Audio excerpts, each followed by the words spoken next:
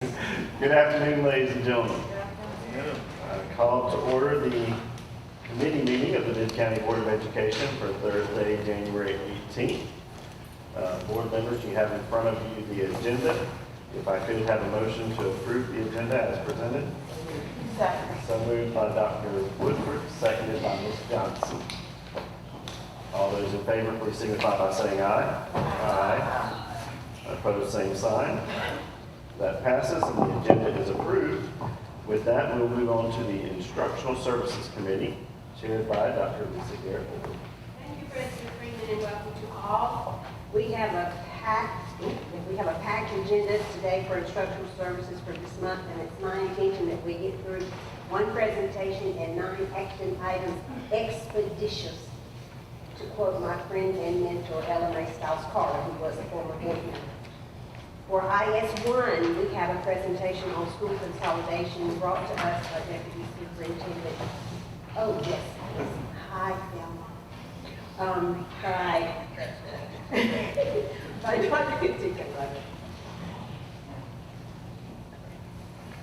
All right, good afternoon, President Freeman, board members, and Superintendent Dr. Sims. At this time, I do believe that we are going to, okay, there we go. We were trying to make sure that the document was loaded. Thank you for your patience.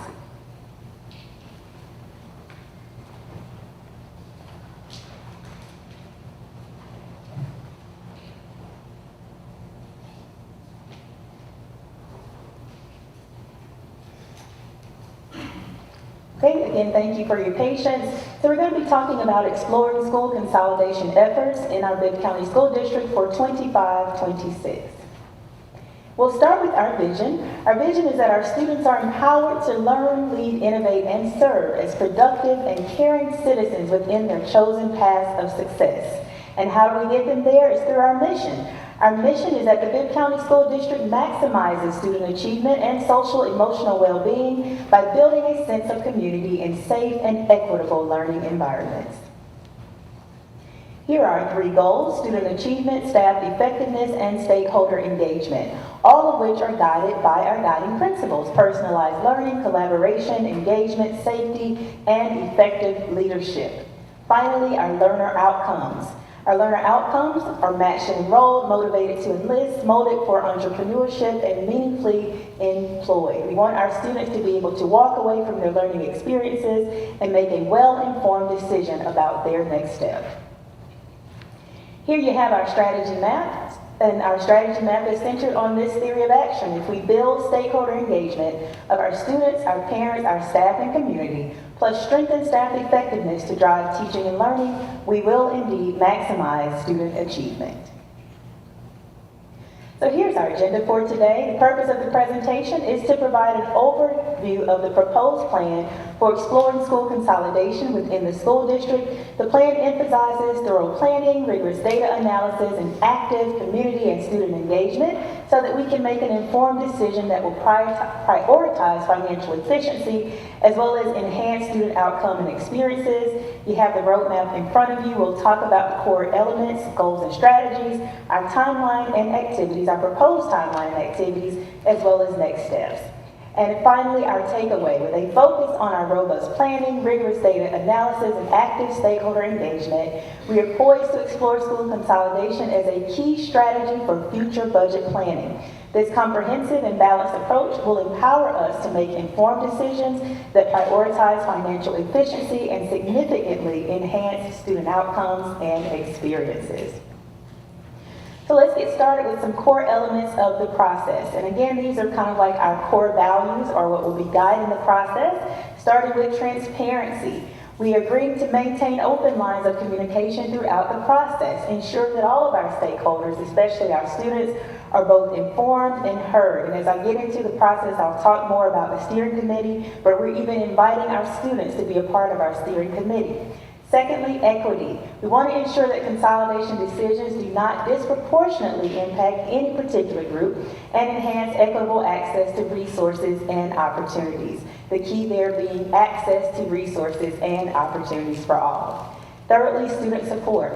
We want to make sure that as we're considering consolidation opportunities, we're providing resources and support for students and staff who are affected by the consolidation, including needed counseling for our students, any academic support, as well as the continuation of extracurricular opportunities. Financial efficiency. We will be conducting thorough analysis of potential cost savings and financial implications.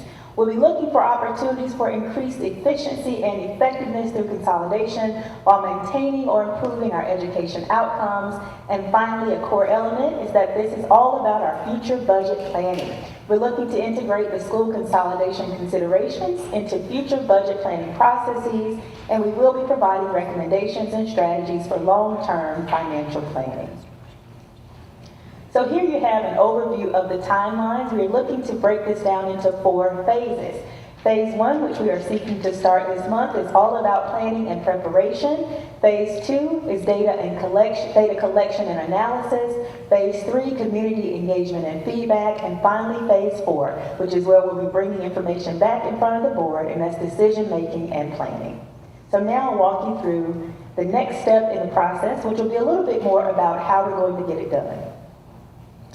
So we're seeking to bring on a project manager to help us as we're going through the process.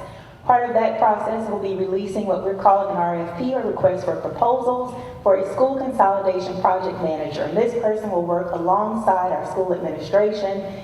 And we found that based on best practices, engaging in a consultant typically is the most advantageous route. And while we found that to be most advantageous, it also achieves high quality results and fairness in creating an objective approach. We decided to take a cost-effective measure and bring on a project manager to work alongside individuals here within the district, mainly our senior cabinet individuals as well as other senior leaders.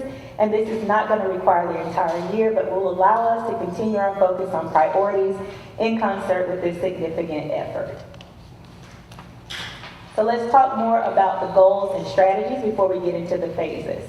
The goals of our consolidation efforts. First, comprehensive financial assessment. The objective of that financial assessment is to conduct a comprehensive assessment of potential cost savings as well as financial implications of school consolidation. Here are some of the actions that we'll be taking to get that objective accomplished. We'll be reviewing historical data, current expenditures, as well as projected costs. We'll analyze potential savings from reduced administrative costs. In other words, we'll be looking at if we're making reductions in terms of closing the school, what does that mean in terms of facilities? What does that mean in terms of operational efficiency, so on and so forth.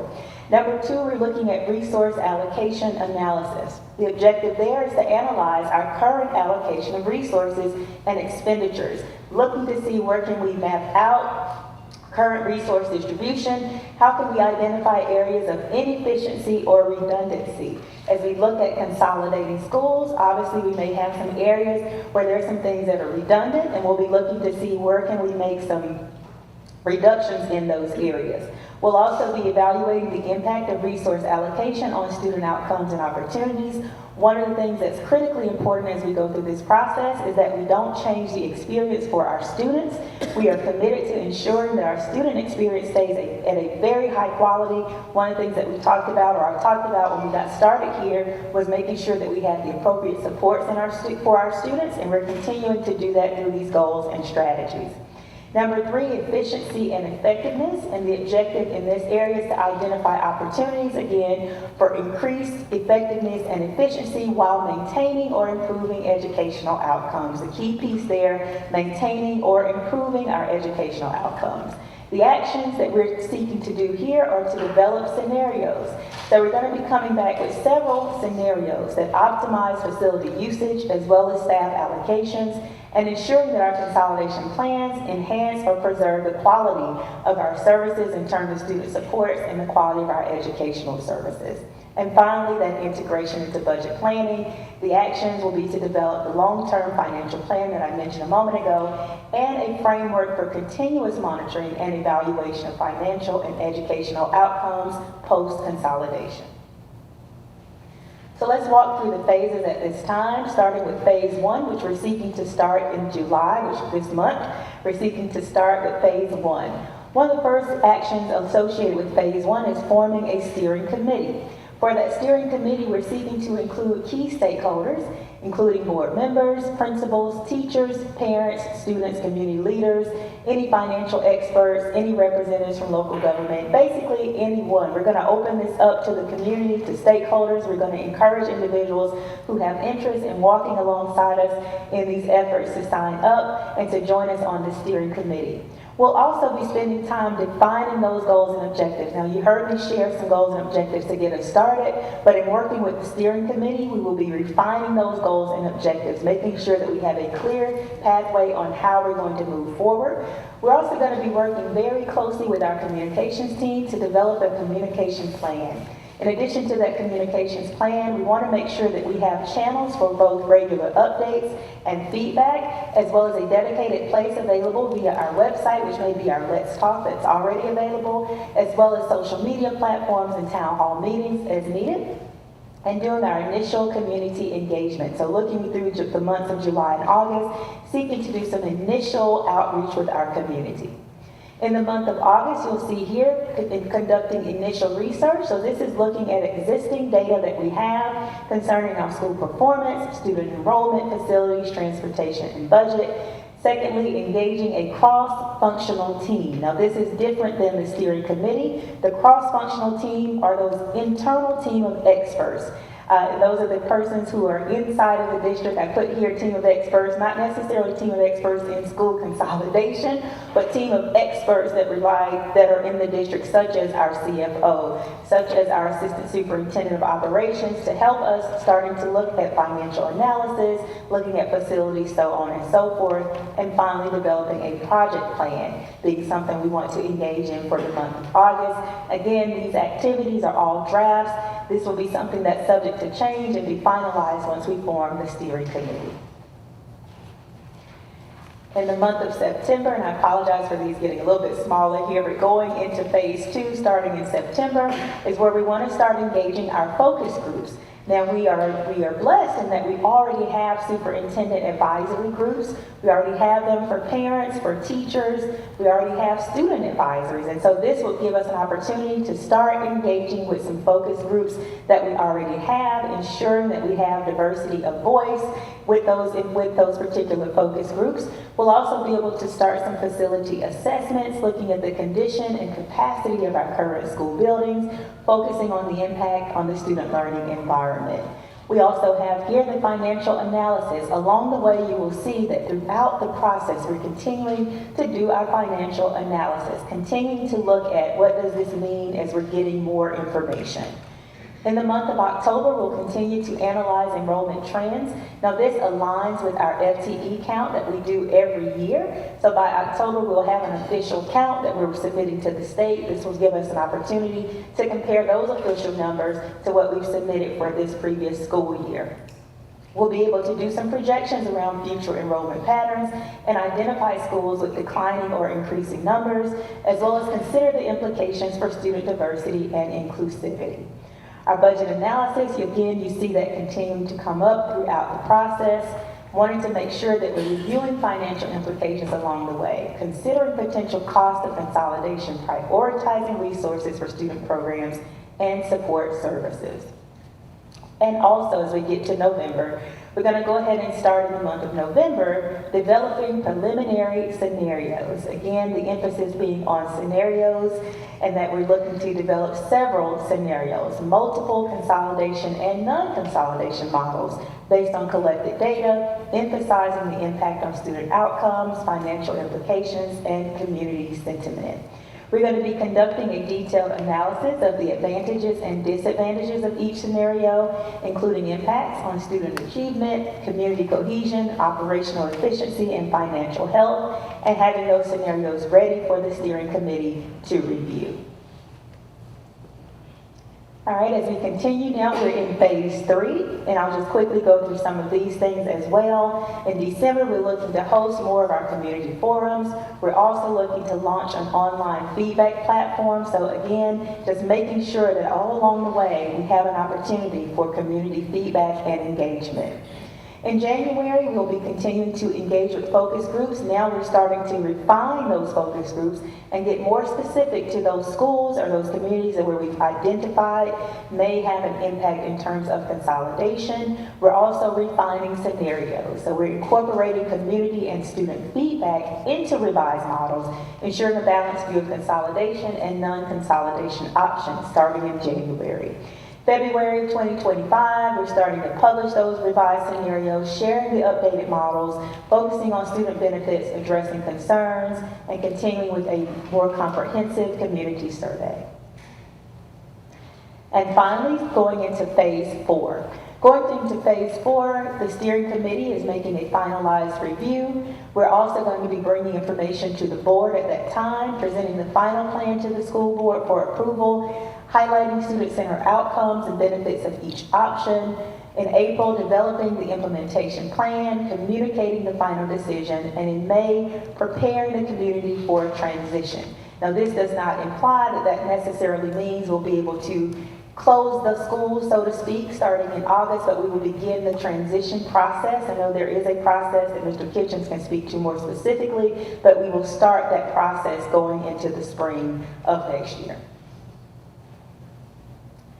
Here you have the steering committee invitation. This will be going out later today. Again, we are looking for parents, guardians, teachers, school staff, district administrators, anyone from the community who has an interest in joining us working alongside us in this very important matter. We are definitely open to having individuals that the board recommends or just anyone who's interested in this process. We would love to have them submit this form so that we can get that steering committee up and running so that we can have our first meeting going into the end of this month in August. All right, and our next steps as I wrap up here, I've shared with you the next steps, recruiting those steering committee members, and then finally releasing our RFP so that we can get our school consolidation project manager on the move. I will tell you that that RFP is set to be released on the 22nd. So that RFP process is set to start on next week. And we're looking to bring on the project manager starting in August. And that concludes my presentation. Are there any questions at this time? Board members, do we have any questions? Mr. Morton. Dr. Lovett, Yes. you mentioned RFP for the project manager. Do you anticipate that would cost for that project manager be the level that would require board approval? No, we don't. In fact, in the RFP, we're actually including language in there to set an actual budget that is well under that threshold. Thank you. Thank you. Mrs. Johnson. So this timeline was created internally, did we hire a consultant to do this, or what? Thank you for your question. This timeline was created internally. Yes, ma'am. Oh, that's wonderful. I think y'all did a wonderful job in creating this timeline. Thank you. And I really appreciate the way you included all the stakeholders, every facet of the community. So that way, I said I really appreciate the way you included stakeholders from all over the community. That way, when a decision is made, everybody's voice will have an opportunity to have been heard. Yes, ma'am. So it's not one person making a decision. And I thank you for that. So, in other words, this timeline should be completed in May of 25. Yes, ma'am. So then we'll be ready to move ahead after May. Yes, ma'am. Thank you. Thank you so much. Mr. Jackson. Dr. Jackson. Thank you. I love it. Great presentation. Definitely can see that the district put a lot of thought and working to make a very clear timeline of next steps as we consider potential consolidations. Two requests I have is one, if we could receive a monthly update at a board meeting that highlights the various areas that was supposed to be managed within that particular month. Okay. If we could receive that. And also as we get to December of that timeline, it spoke about, I read about community forums. And my request would be if we could at least have a minimum of at least 8 forums that could take place in each of our zones, as well as maybe 2 that's offered in countywide space for the broad public to come. I think that'll be great to ensure that we exhaust every opportunity to receive feedback from all stakeholders. Thank you for your feedback, sir. Any other questions? Thank you so much, Dr. Lovett. Thank you, my pleasure. Next, we have IS2, purchase of Wonders practice books for students in grades K through 5, brought to us by Brian. Good afternoon, President Freeman, board members, and Superintendent Dr. Sims. Reading and writing are complex processes that require explicit teaching and continuous practice. Wonders practice books feature phonics, spelling, handwriting, high-frequency word, vocabulary, and grammar practice for students in grades K through 5 during each week of instruction, as well as take-home stories. Providing multiple opportunities for students to practice skills and strategies increases their opportunity to achieve mastery. It is recommended that the Bibb County Board of Education authorize the superintendent to approve the purchase of Wonders practice books for use during the 24-25 school year. The cost will not exceed $160,636.85, which will come from ARP funds. You have heard the recommendation. Can I get a motion? So moved. Thank you. Got a motion and second. Motion by Ms. Hammond, second by Dr. Jackson. Or do we have any questions? Yes, Mr. Moore. Is this a one-time purchase, or if we decide to continue with it, we would have to renew it? This is something we renew each year, yes, sir.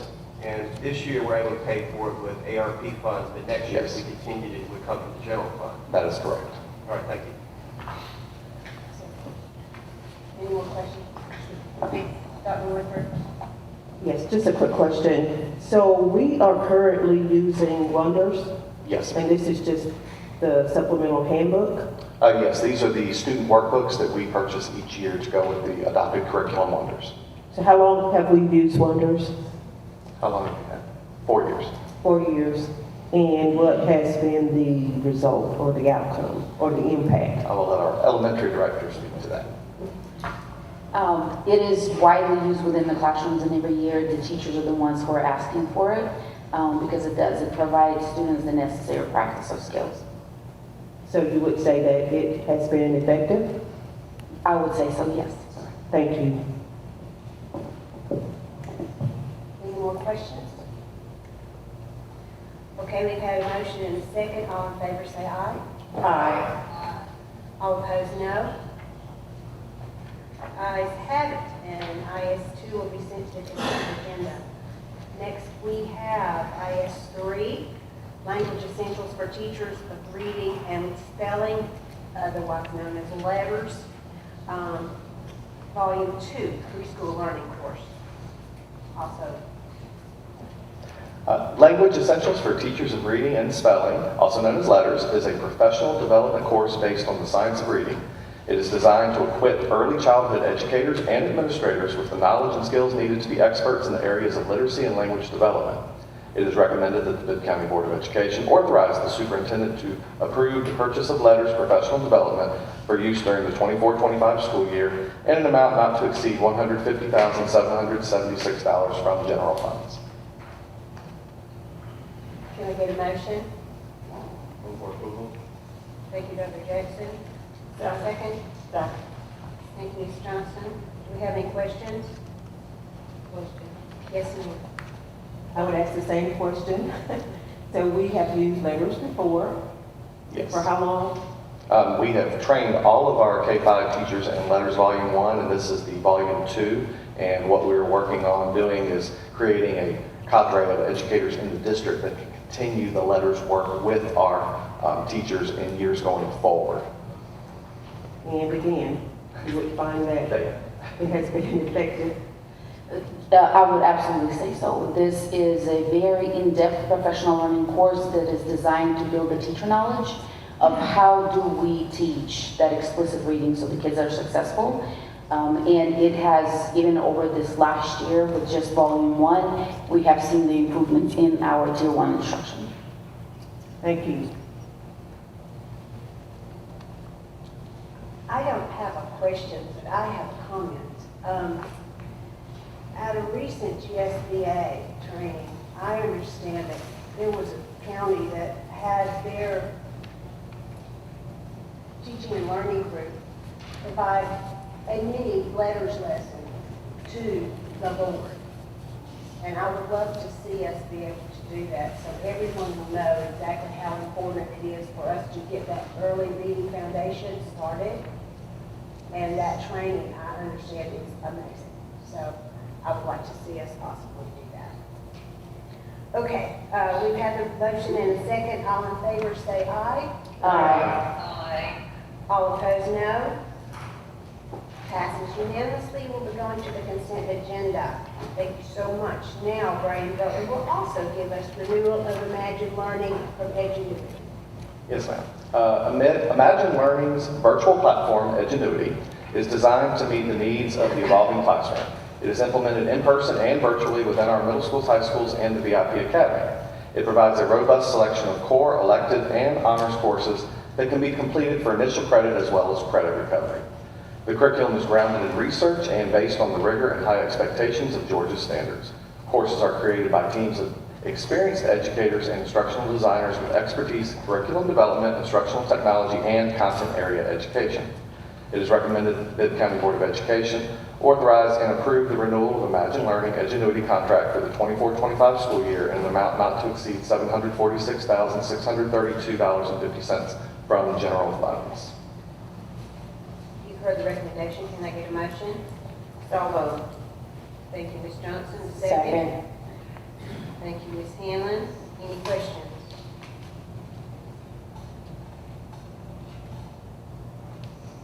No questions. Hearing none.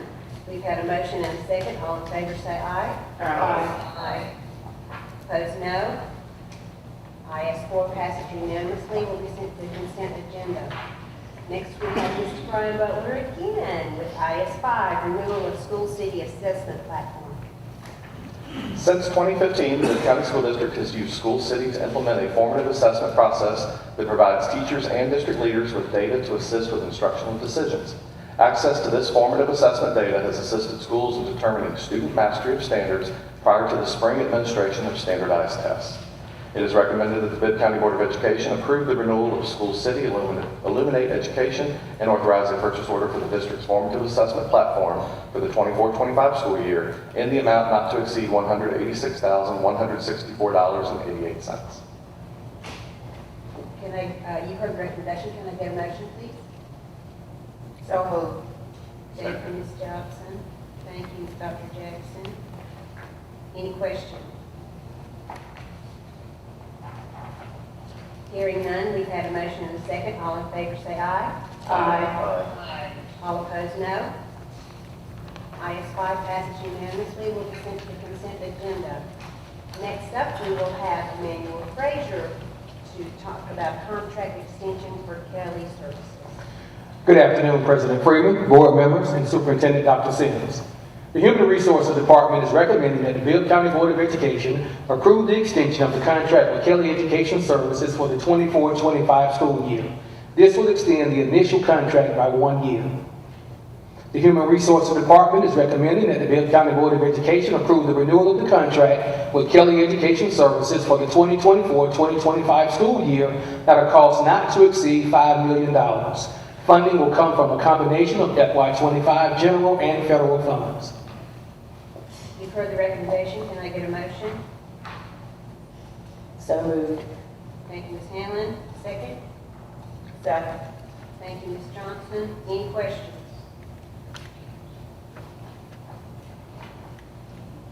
Yes, Dr. Jackson. Thank you. One quick question. Thank you. Mr. Frazier, thank you for your presentation. Or rather, for bringing action.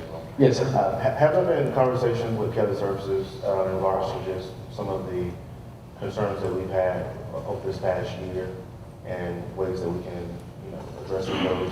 Yes, sir. In any incident that we have, there's a meeting between the Kelly reps that work in the district and the HR department. Dr. Smith and Andrew DeGans in my office normally take the lead on that. And we've also developed some training opportunities for our substitutes that Kelly is going to help us to implement. They do training with them as well, but we want them to hear some of what our expectations are in addition to that. Very So, well. yes, sir. Thank you. Any other questions? Yes, Ms. Johnson? So, Kelly Services supply all of our substitute teachers? Yes, ma'am. So are they able to accommodate all the schools with their needs? For the most part, we have schools that have more areas of difficulty, and so what Kelly does is try to do some targeted recruitment around those schools. Those would be schools that are in, more remote parts of the county. We see some issues there with getting subs on a consistent basis, but overall, our fill rate was about 86% last year. And if you go with, they break it down for me in filling rates based on how early the job was put in. If the job is put in 3 or more days in advance, that fill rate is over 90%. Some of the same day absences, we may have an issue where a teacher gets sick in the middle of the night. It may take a while to get those filled, but we're averaging over 85%, 86% fill rate. So we don't have a need anymore for the Florida teachers? No, ma'am. Some of the schools have suggested or are going to be looking at, based on funding, using some of their supplemental funds, maybe to have a sub that's just a daily sub, but that's not something that we're providing as a part of the overall budget like we did with ARP funds. My last question. This $5 million will take care of everything that has to do with substitute teachers? That is our hope. This year, as of June 30th, we paid Kelly a little bit over $4.8 million. So we're hoping, and remember we talked about earlier that we had a lot more absences this year related to professional learning with the letters training because we trained so many people. Being that we won't be training as many next year, we're hoping that we see a little bit of reduction there, but we think this should be enough to cover the entire year. Thank you so much. Yes, ma'am. Any other questions? Okay, we've had a motion and a second. All in favor say aye. Aye. Opposed, no. The ayes have it, and IS6 passes unanimously. We'll go to the consent agenda. Next, certified teacher staffing services from Mr. Manuel Frazier. The Human Resources Department is requesting approval to utilize staffing agencies to provide the district with access to highly qualified teacher candidates. This award is used to issue purchase orders on an as-needed basis to provide certified staff for district schools. It is recommended that the Bibb County Board of Education authorizes the superintendent to issue a purchase order to each vendor on an as-needed basis not to exceed $1 million. Funding will come from FY25 general funds. You've heard the recommendation. Can I get a motion? So moved. Thank you, Ms. Johnson. Second? Second. Thank you, Ms. Hanlon. Any questions? Yes, Mr. Morton. Mr. Frazier, can you differentiate between the services this item addresses versus Kelly services? Yeah, Kelly services are totally substitute teachers when a teacher is absent. These are certified teachers who will work in our schools throughout the year. This is almost what I call a last resort. Special ed teachers, our special ed department also uses this bid to get OTs and physical therapists, those type positions that we can't fill, that are very specialized. So it's not something that we will be using up front, but these will be fully certified teachers that will work for us throughout the year. Thank you, sir. Yes, sir. Yes, Ms. Johnson. So this will help us to reduce the need to hire waiver teachers? Yes, ma'am. Because we really want to get out of the business of having waiver teachers in special education anyway. So this is another avenue for us to try to source some certified special ed teachers and even general ed teachers if they are worthy of bringing in. Thank you. Yes, ma'am. Any other questions? Yes, Dr. Wood. Mr. Manuel, so how would you rate the services of these providers?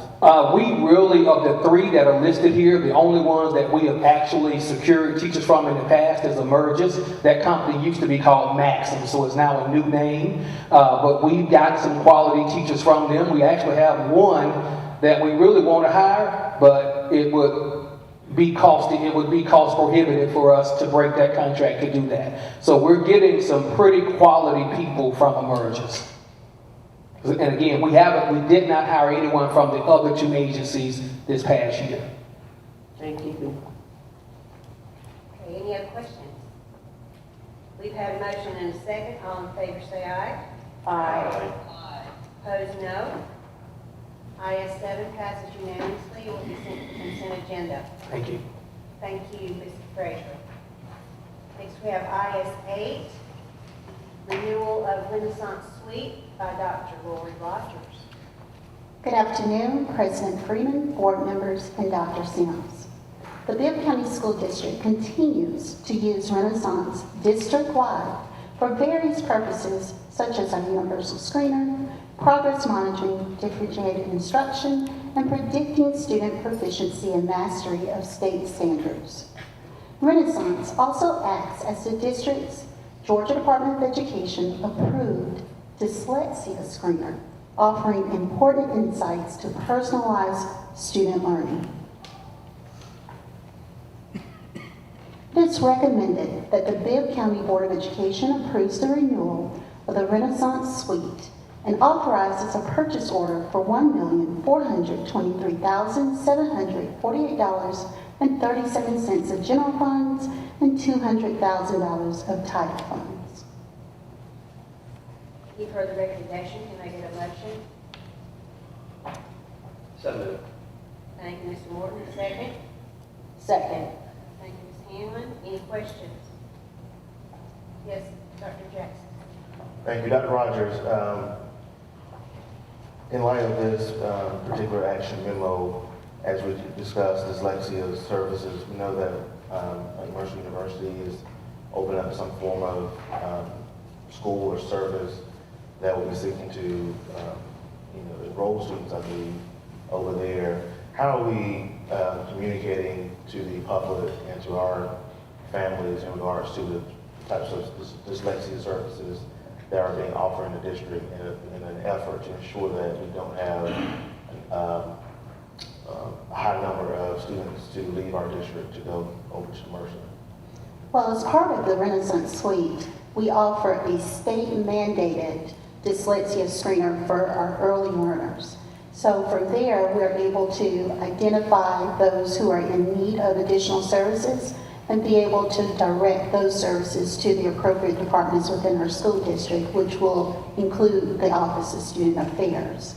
Now, as far as the charter piece of the school that you're referring to, I don't have any information concerning that at this time.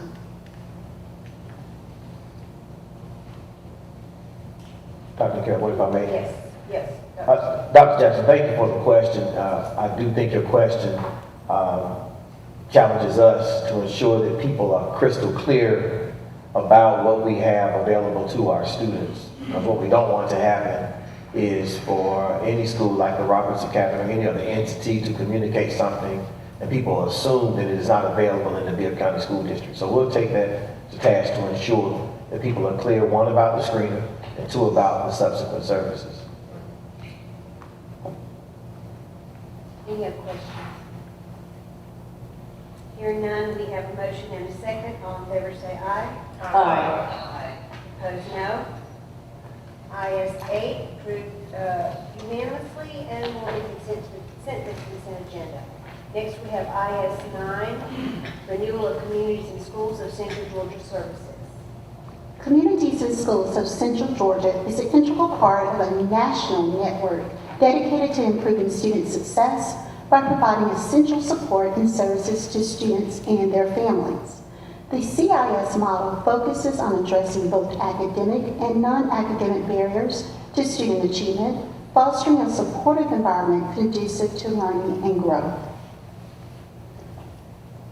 It is recommended that the Bibb County Board of Education authorize the renewal of the contract with Communities and Schools of Central Georgia for $600,000, funded by $300,000 from general funds and $300,000 from title funds.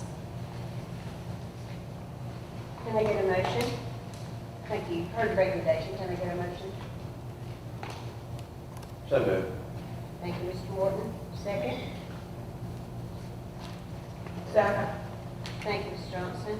Are there any questions? Yes, Dr. Jackson. Thank you, Dr. Rogers. In the information that we received in regards to community schools, there was a request for additional information as relates to the progress that's been made over this past year. I do want to make sure that we are going to remain consistent with our other asks of other community organizations that we provide funding to. But I'm looking at the chart that was provided of case managed services, and I noticed that every school, with the exception of 3, are serving less students within this past academic year as opposed to the 2022-2023 academic year. And I would note that Appleton Middle and Southwest High School had the most significant decrease in the amount of students served. And so I'm curious as to why were the caseloads decreased from the previous school years? That's my first question. Mr. Jackson, if I may, I'd like to introduce our Executive Director of Communities and Schools of Central Georgia, Ms. Taryn Collinsworth, to join me to answer those questions.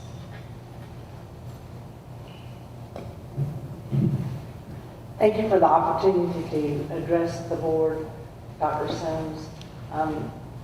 So if you'll take a look at the enrollment numbers the year before, they were higher, and we normally serve about 10% of the school population with case managed services. At Appling, we did run into some challenges last year with getting parent consent forms. We lost our person in February and made a decision, because milestones were coming pretty quickly after that, that by the time we could hire somebody and train them, that we would not have time to really do much work there. We interfere with milestones. So we did not serve Appling after March, but we also did not bill for that school after March. The Southwest numbers you say are a lot lower? Yes. What, is the enrollment a lot lower? Let me take a look at that. So the enrollment for 2023-2024 was 706 as opposed to 684 in the previous academic year. So, I'm sorry, let me get to that page.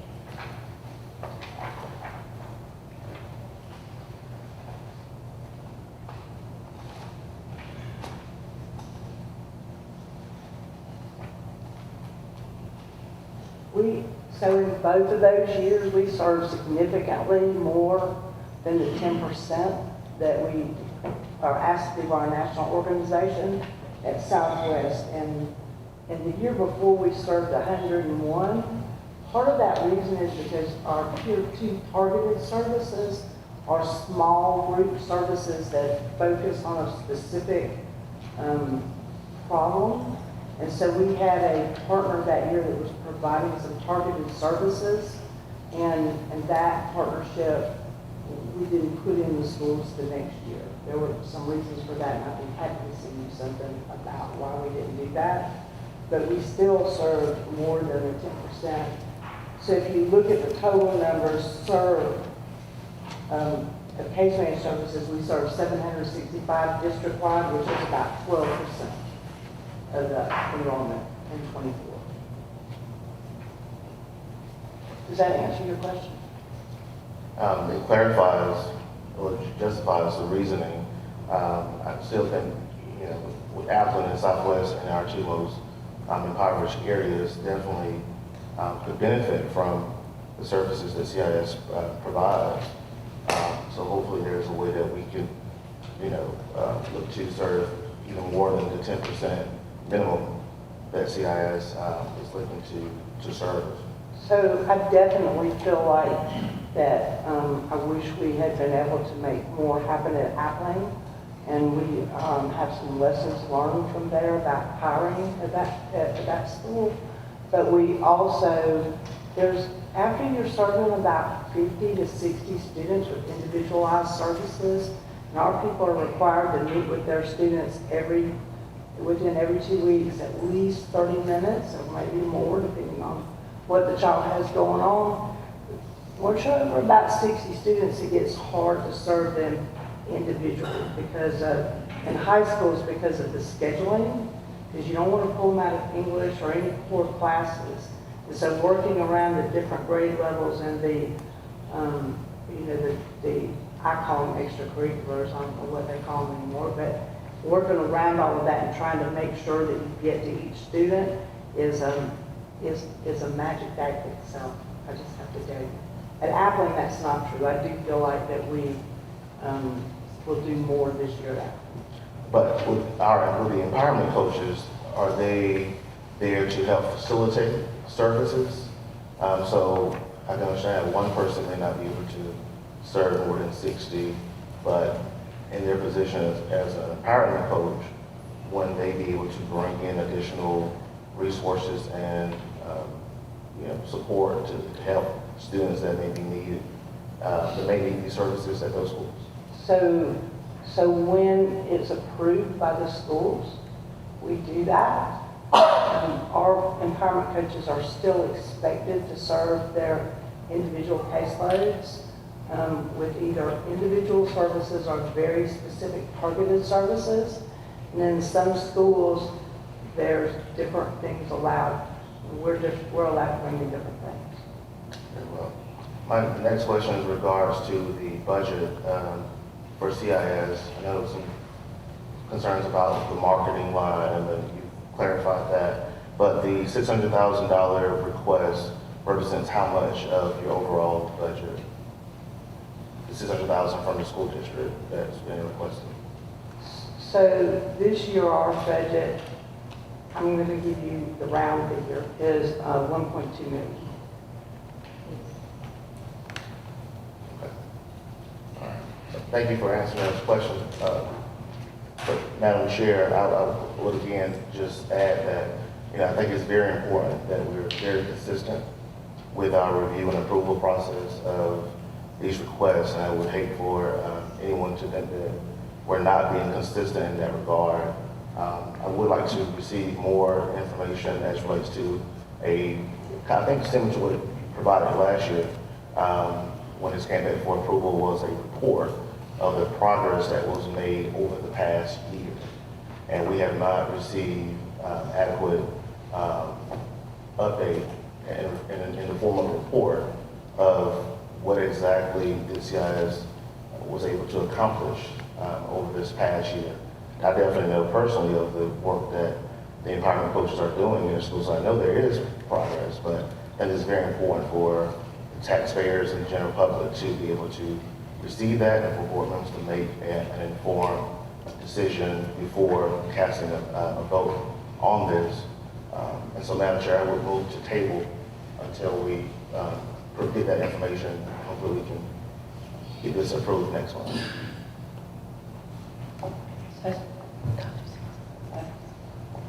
So we have a recommendation to table. So we have two opportunities. There are two things that Ms. Collinsworth was able to accomplish for us. One was the answering of all the board questions and answers. I just noticed in looking in the paper portion that it is actually missing some pages. So I've already sent a message to Ms. Bailey, make sure we have that complete information. Additionally, we do have a PowerPoint presentation, and if it pleases the board, we can upload that PowerPoint presentation at this time, but I yield to the board. And this, as I recall, similar to last year, was in service to that report. So the report and the PowerPoint does have the impact. It does have the results. So I don't know if that's one of the pages that's not in there. Cool. Yes, I noticed in this right here, just looking through it as you're asking your questions, there are actually a couple of pages that are not included that were sent via email. So I believe we're able to get that solved expeditiously. So at the very least, we have the comprehensive information that was submitted. And then that would also address your question. So we need to. Well, Madam Chair, I would maybe make a suggestion to you, through you to the to the president that maybe we move this to new business of our 6:30 meeting to give, so we won't delay time right now in trying to get that uploaded and have that conversation so we can move forward. Would be my suggestion.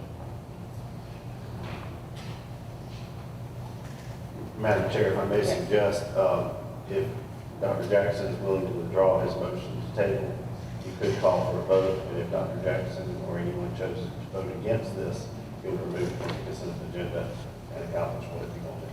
That might be an expeditious way to handle it and allow us time to get that information. Thank you, President Freeman.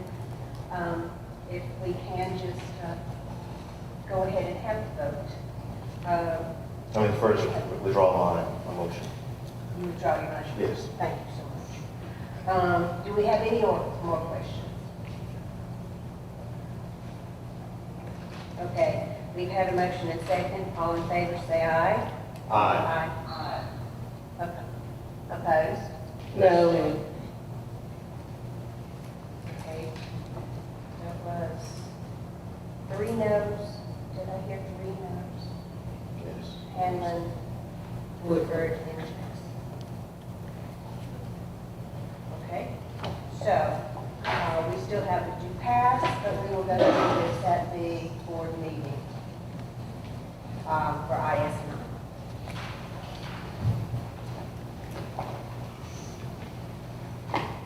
All right, we're pretty good. IS10. Dr. Katika Levitt will come up now and we'll talk about our approving the Infinity Charter Academy as a new LEA charter school in the county schools. Thank you, Dr. Gary Boyd. And actually, Dr. Levitt will remain for the question and answer session, but I will drive the presentation. Okay, thank you. Thank you so much. We're getting it teed up right now.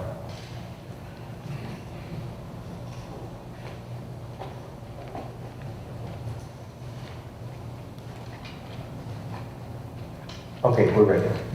After our board one-on-ones this week and increased thought around the topic of charter school application approval consideration for Infinity Academy, we want to use this time to receive more information about the proposed charter and field any questions, have any discussion prior to providing a recommendation. And this presentation is in service to that. As we begin, this is just a reminder of what a charter school application is and what it focuses on. And during this presentation, we will cover the items listed with an emphasis on academic, organizational, and financial performance promised by the Infinity Academy. In addition, as the entire application is 177 pages long, we have taken the time to summarize these key components that you see listed here, followed by any questions you may have as a board prior to me issuing my recommendation. The Infinity Academy has proposed a mission that focuses on a STEAM lead model designed to inspire, empower, and guide elementary age students to lead and learn. 3 key features: safety, strong literacy, and real-world teaching guide the framework of the proposed charter. In terms of the academic program, it is designed based on the 4 core elements of STEAM integration, a whole child approach, accelerated learning for all students, and servant leadership. Their primary approach is born out of a pairing of STEAM and servant leadership. So these two don't exist in isolation, but it's a pairing approach that they intend to take, where students will benefit from authentic learning experiences throughout the identification of and response to community needs in collaboration with community organizations. Digging deeper, the academic program includes project-based learning, cross-curricular integration, and art therapy to accompany the pairing of STEAM and servant leadership, where students will develop a deeper sense of awareness, empathy, character development, community engagement, and social activism. Along with the accelerated curriculum approach for all students, the charter intends to employ several research-based instructional methods and a curriculum designed to emphasize support for struggling students. Curriculum resources and supports have been carefully selected in service to the mission and the model of the proposed charter. And we have those listed at the bottom by each one of the discipline areas. The charter further intends to employ a slow growth model, capping at 255 students over the course of 5 years based on research that supports this approach and its impact on academic, financial, and organizational stability. And as you notice on this slide, year one would be the intended year of 2025-2026. The charter also contains clearly identified assessment strategies designed to accomplish 3 key goals focused on improving proficiency in math and reading, ensuring student readiness for the middle years, and supporting socio-emotional development for all of its students. The school governance structure includes a dedicated governing board, an instructional leader for the school, and appropriate operations personnel, as you see listed, for financial and operational strengths in line with state and federal expectations. The charter has also presented to us a 2-year cash flow plan with further plans to use state and local resources, grants, and community donations to begin and continue operations. They further understand their responsibility to secure their own startup funds. In terms of school operations, the proposed charter has identified facilities that meet ADA requirements along with contingent locations as a part of their plan. And all of these intended locations are in downtown Macon. Additionally, enrollment policies and professional development plans are in place to ensure equity and high-quality instruction from a qualified and diverse staff. Community engagement up to this point has consisted of several methods of communication and dialogue designed to gather feedback and identify priorities. The plan reflects both the mission of the organization and the voice of community members who are part of the feedback gathering exercises. Out of these engagements came 3 priorities that have been interwoven into the fabric of the organization's intended operations, those being safety, active learning, and strong literacy and real-world teaching. In terms of a timeline and the next steps, key milestones include requirements already met along with an anticipated opening in the fall of 2025. And I want you to take note of the pre-petition submission on April the 2nd. What happened between now and this time was a thorough review by our own internal charter petition renewal committee, or charter petition committee. And that also included time with the governing board and thorough review of those 177 pages in order to journey towards a recommendation. Next steps bring us to this setting for local board of education consideration, where the next steps of the proposed charter will depend on our decision. Some of the key highlights is the teacher-to-student ratio of 15:1. Again, the proposed downtown location, proposed charter term length of 5 years, and also noting that they intend to admit any elementary school child in Bibb County. So that eligibility criteria is that you live in Bibb County. In terms of a recommendation, there are some key factors on the table that we have taken time to consider, all the way up to this week, as these competing factors warrant such attention. We recognize that we have 11 schools who currently sit below the Georgia Department of Education target enrollment of 450 students. This is part of the reason for our upcoming plans to analyze all of our data for decision-making on school consolidation.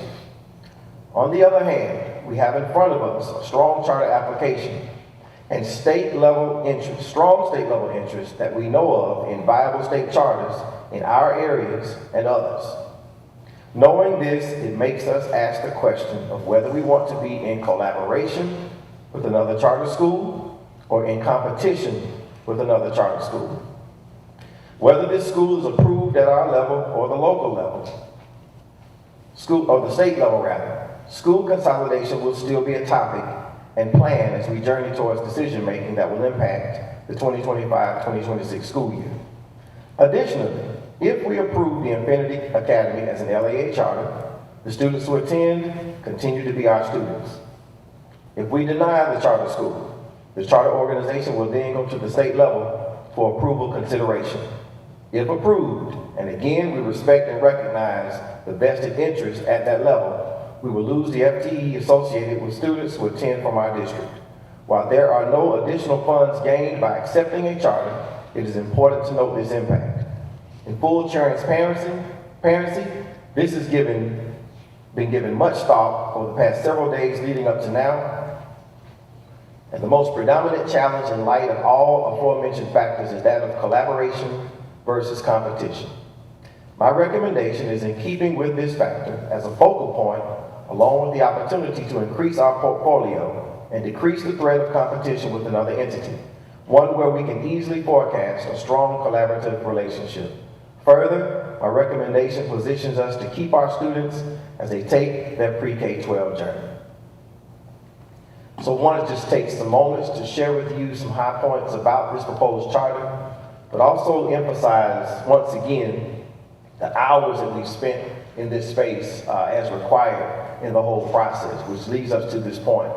And I'm happy that we're able to discuss this in public, and I want to now entertain any questions from the Board of Education, any words of discussion that we can entertain at this time. Thank you, Dr. Sims. Have questions, please. Mrs. Johnson. Yes, I think I have 4 questions. Can you speak into the microphone, Ms. Johnson? What can Infinity Academy do for our students that we can't do for them here in Bibb County? Okay, great question. I'll start the question if Dr. Love wants to add anything. One of the key components that they presented goes back to the paired approach of STEAM. And while we do have schools with STEAM certification, it's a combination of the STEAM lead, so the STEAM along with servant leadership.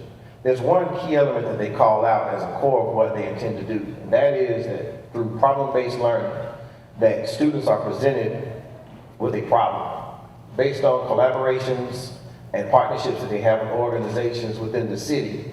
Students, along with their learning experience, will engage in an identified problem and work through the task of solving those problems, which is really much more of a real-world application, and not just a real-world application that you take out of a textbook, but something within this community.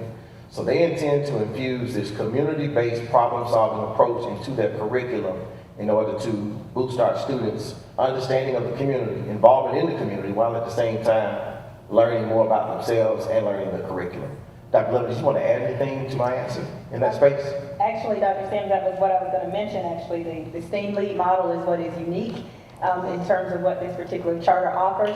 In addition to that, while we do have the STEAM opportunity available in-house within the district, this gives us an opportunity to expand the seats or the availability of the STEAM model available for students to access.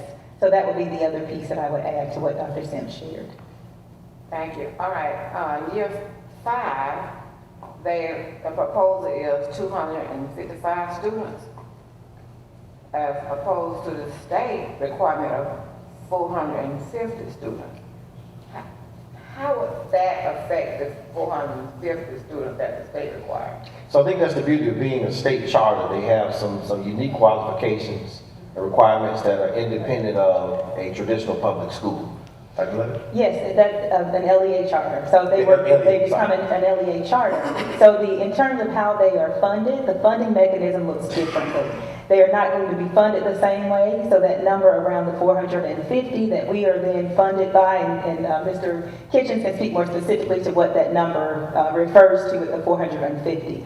That piece does not apply for a charter school for the LEA charter. So them not having that 450 really doesn't matter. That 225 is in keeping with their program model where they have the 15-to-1 ratio. So I do believe that's why they're capping at 225.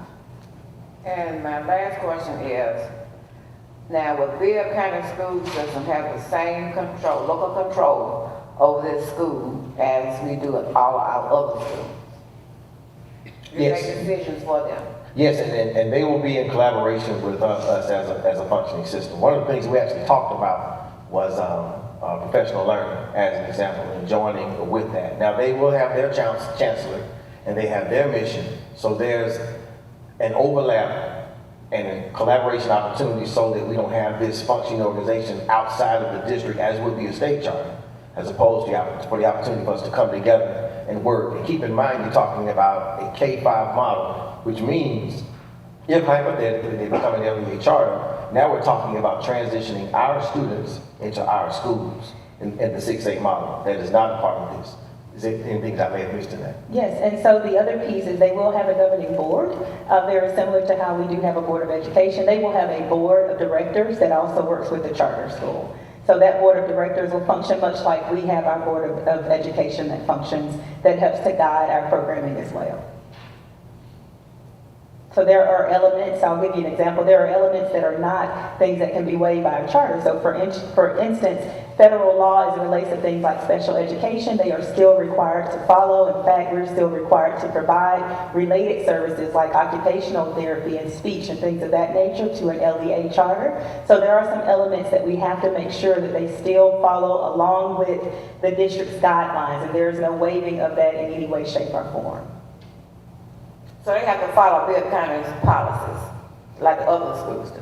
Not our policies fully, no ma'am. They have to follow any federal guidelines. So there are certain guidelines that apply that they cannot waive. But in terms of, for instance, they have to make a decision around discipline. Discipline is something they can opt in and decide they want to follow our discipline code or our student code of conduct and adopt that, or they can come up with their own that we then approve and agree that they can operate with. Thank you. You're very welcome. Any other questions? Yes, Mr. Morton. So the final petition was submitted June 1, is that correct? That is correct. Actually, it was submitted April, I want to say the day before June 1, yes, sir. Okay, well then I'm a little bit confused. Okay. Because the rule says we have 90 days as a board to make a decision on approving or disapproving a charter once the petition is submitted. So I would have thought if the final petition was submitted June 1, we have 90 days to make that decision. If it was submitted April 2, we're already past that time. Okay. The timeline that we've operated by, and I do believe we sent a copy of that today, but the timeline that we presented to the board previously that we've been operating by, we followed that timeline, which stated the June 1st deadline, and then the June, I can't remember the date after that, June 17th, I believe, to the superintendent, and then today's date as the date we presented to the board for decision making. I understand that, but part of our job as a board is to follow what the law says about process.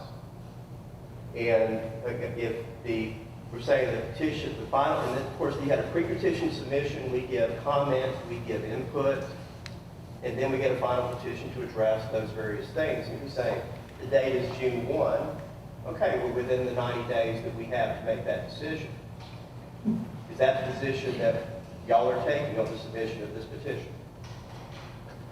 Now, if I recall, this particular timeline, we got this nod from the charter.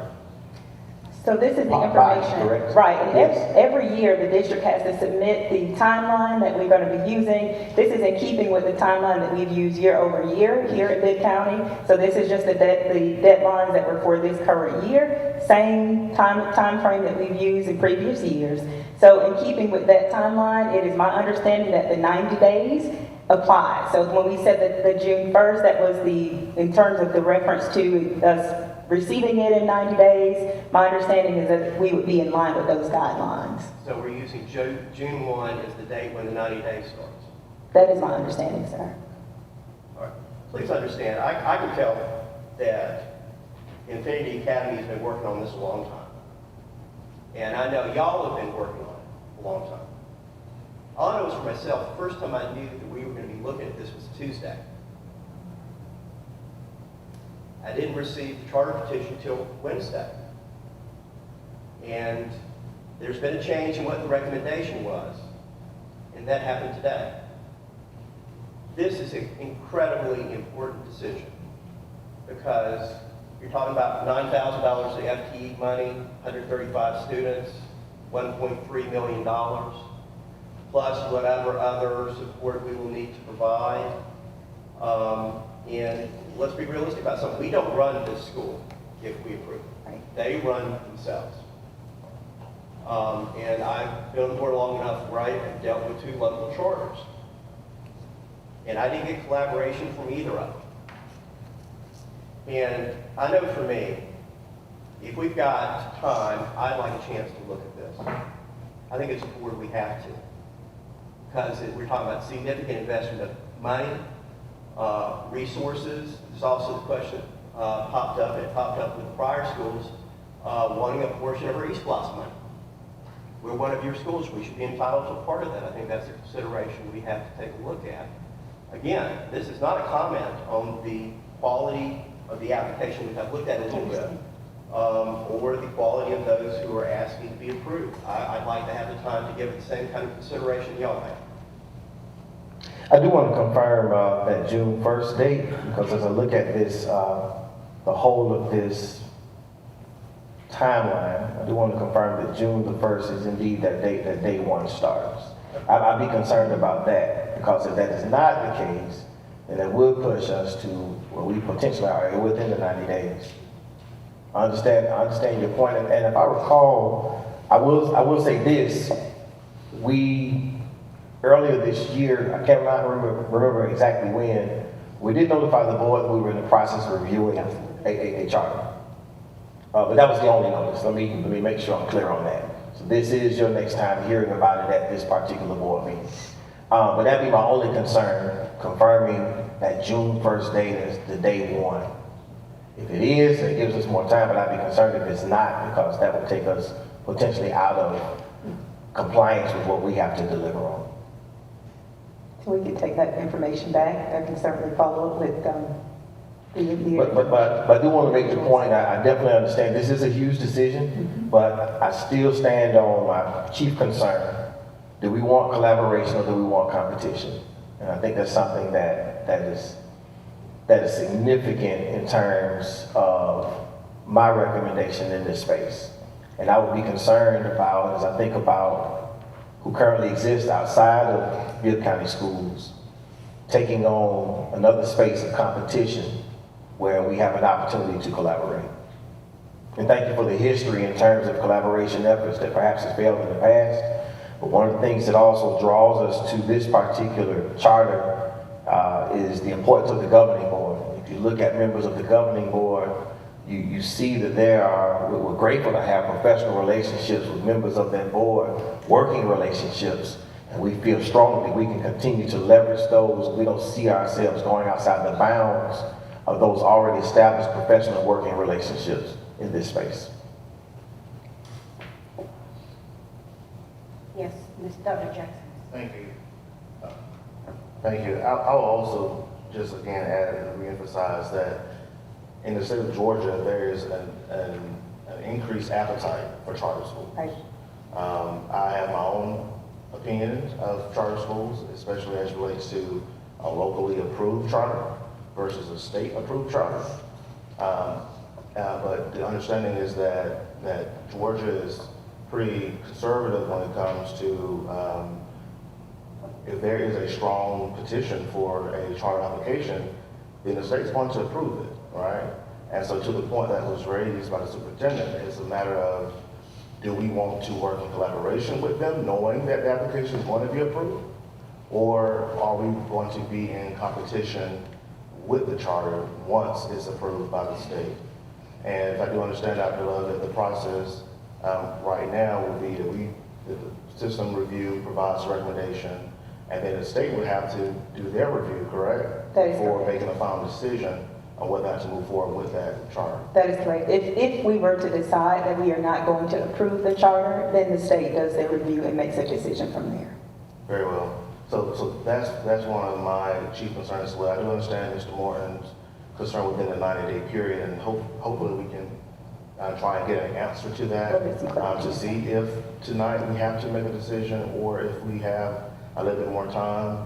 I do again lean towards approval with the understanding that it's inevitable. Like the state is going to approve any completed charter packet, especially in light of just some of the opportunities and challenges that we have here in the district. And so this is a matter of, do we want to again work in collaboration to where we will still maintain FTE for those students, as well as being able to, as you stated earlier, expand the number of seats that we can offer students in the STEAM field. So that's my thought, as well as this is great timing as we prepare to have conversations in regards to school consolidations, how this could assist us in our review of our facility. So I'm not sure if you have anything else to add. I love it in regards to when might we find out for certain whether or not we have a little more time to carefully consider this, or if this is indeed something that we need to have to make a decision on right now. Yeah, I will definitely take that, and thank you for your question, sir. I will definitely take that information back to the state. I'm pretty certain that we may be able to look at an option, and I will speak with Dr. Sims about this possibility. I'm not sure if that will result in maybe some form of a call board meeting to make a decision, but I do know that we have to have something in by August 1st. So I'll have to go and see what that looks like in terms of the 90 days. And again, I have to go in and see what it looks like in terms of the 90 days. That August 1st deadline is important. Again, I'm not sure if that's important in terms of the state's final deadline or if it's ours, but I will definitely double check that information.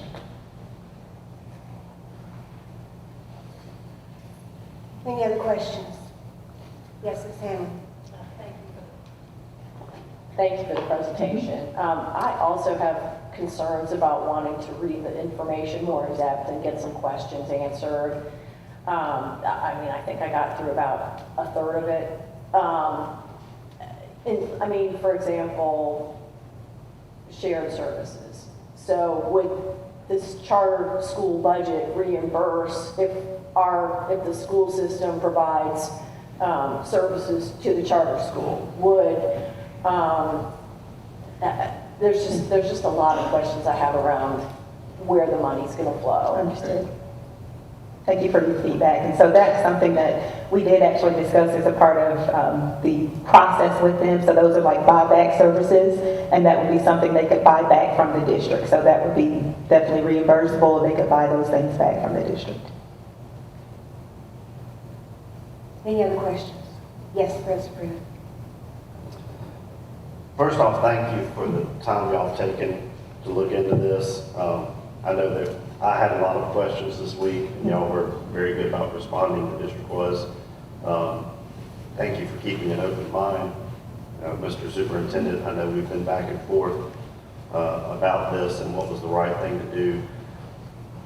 I think we all see the pros and cons of going forward with this, but from the public's point of view, my biggest concern is what the superintendent stated, which is, do we have another charter school in Bibb County that is not part of our system, that is potentially taking some of our best and brightest out of Bibb County Public Schools?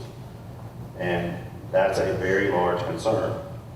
At the same time, the timing of this could be terrible, and that we're talking about we have budget constraints and we need to consolidate schools, but maybe the timing of this is good because we're not making those decisions in a vacuum. If we're making decisions about consolidation of schools and what our needs are going to be, we need to know if there's another school on the horizon, and the fact that we do know about this one potentially gives us the opportunity to include it in our calculations. I share the sentiment that I hope we have more time and wish that we had more time to look into this. If we do not, I want to make sure that we don't miss an opportunity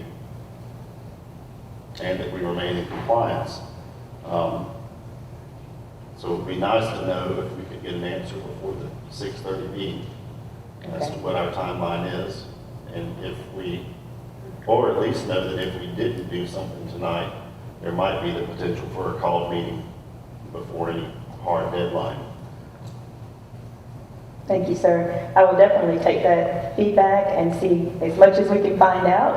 I will make a correction. I'll stand corrected with my August the 1st. I was looking at a date here that I thought was the date. I want to make sure that I'm clear on the date. So I will stand corrected on stating August the 1st just for the record, but I will make some calls and see as much as possible what we can find. We did work with our legal counsel on those dates, just for the board's knowledge on this timeline, the process, etc. We did work with our legal counsel in developing this process and reviewing it, but we will make sure and confirm that those dates we have them, that we have a set date in which we have to make those decisions, so we will make those calls, sir.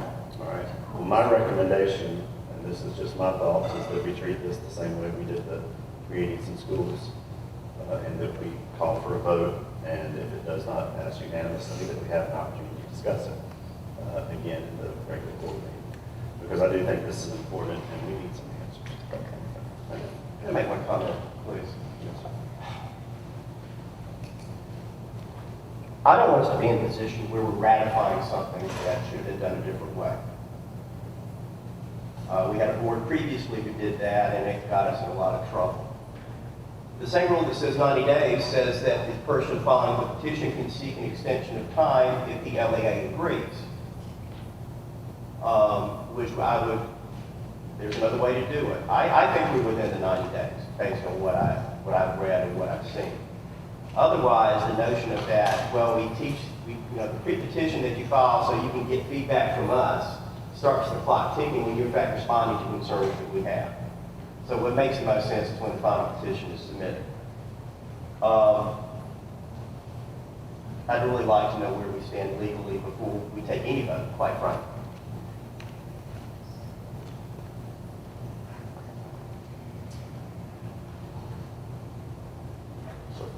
Yes, sir. Madam Chair, in light of that, procedurally, the superintendent could withdraw this recommendation from the committee and bring it up in new business without a vote, if he was so inclined. But as it stands now, unless that happens, I think that it would be appropriate to call for a vote. What's our decision? So in light of the concerns that have been raised, I will withdraw this recommendation at this time. And we'll do our diligence to get accurate. I will say this though, once we determine what that state deadline is, to your point, I would be concerned about our ability to render a call board meeting to stay within the timeline. So we'll get that as soon as we possibly can, communicate that. And I want to be clear before we move forward from the board members, and one of the reasons I want to do this out in the open is to get all of your concerns. So one that I hear is time to read the information. Let me underscore that with the process as we understood it from our standpoint, in that our primary role was to read, review, and get feedback on the application, and to articulate back and forth with the governing board, to include within that an interview. So I just want to make sure we're clear that we own that responsibility. And while we're happy to provide the information to you as a board, we have spent significant hours in that space. I really cannot think of anything else that we would do outside of receiving any other questions from you in order to journey towards a recommendation. And in whatever direction we go in, I still want to underscore the importance of collaboration versus competition. So I believe we're able to get clarity as soon as tomorrow. We'll communicate as soon as tomorrow so that we can meet deadlines already established. So therefore, we will be removing this recommendation, and it will be brought up to us for a call forward meeting at a date that can be set. Is that correct? In keeping with whatever deadline Whichever we deadline are able to establish, yes. Yes, yes. And I'm actually happy to hear that August 1st is not the accurate date. That's right. Thank you. So IS-10 has been removed from the agenda. We have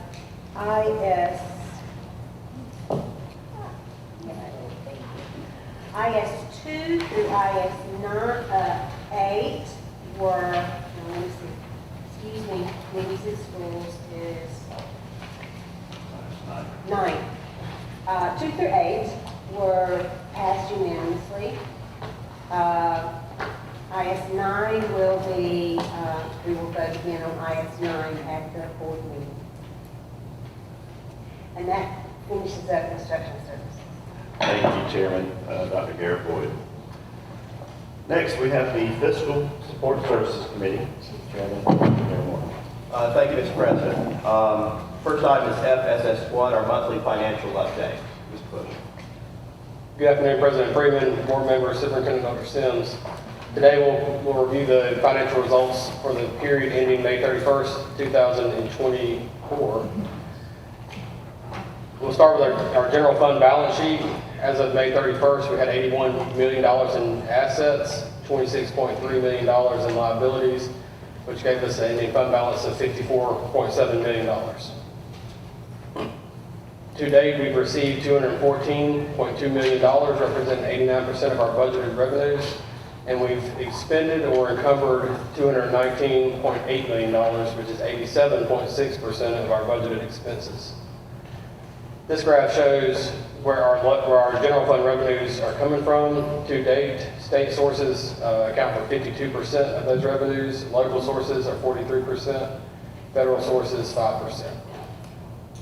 The next graph shows expenditures by function, and we want to highlight here that our instructional services, people services, and improvement of instructional services equals 67%, which is directly attributed to the classroom.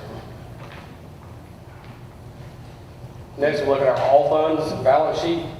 As of May 31st, we had $700 million in all fund assets, $59.8 million in liabilities, which left us with an ending fund balance of $640.1 million. We had cash on hand of $15.4 million, investments on hand of $122.8 million, giving us total liquid assets of $138.2 million. For our statement of revenue and expenses for all funds, we have collected $353 million, which is 86% of our budgeted revenues, and we've either expended or encumbered $404 million, which is 94% of those budgeted expenses. As we look at as we wrap up the CARES and ARP funds, CARES ended in September of 2023. The ARP funds, as we've discussed, ends in September 30th, 2024. To date, we've committed or expended $96.9 million of those funds, which leaves us a remaining budget of $3.4 million.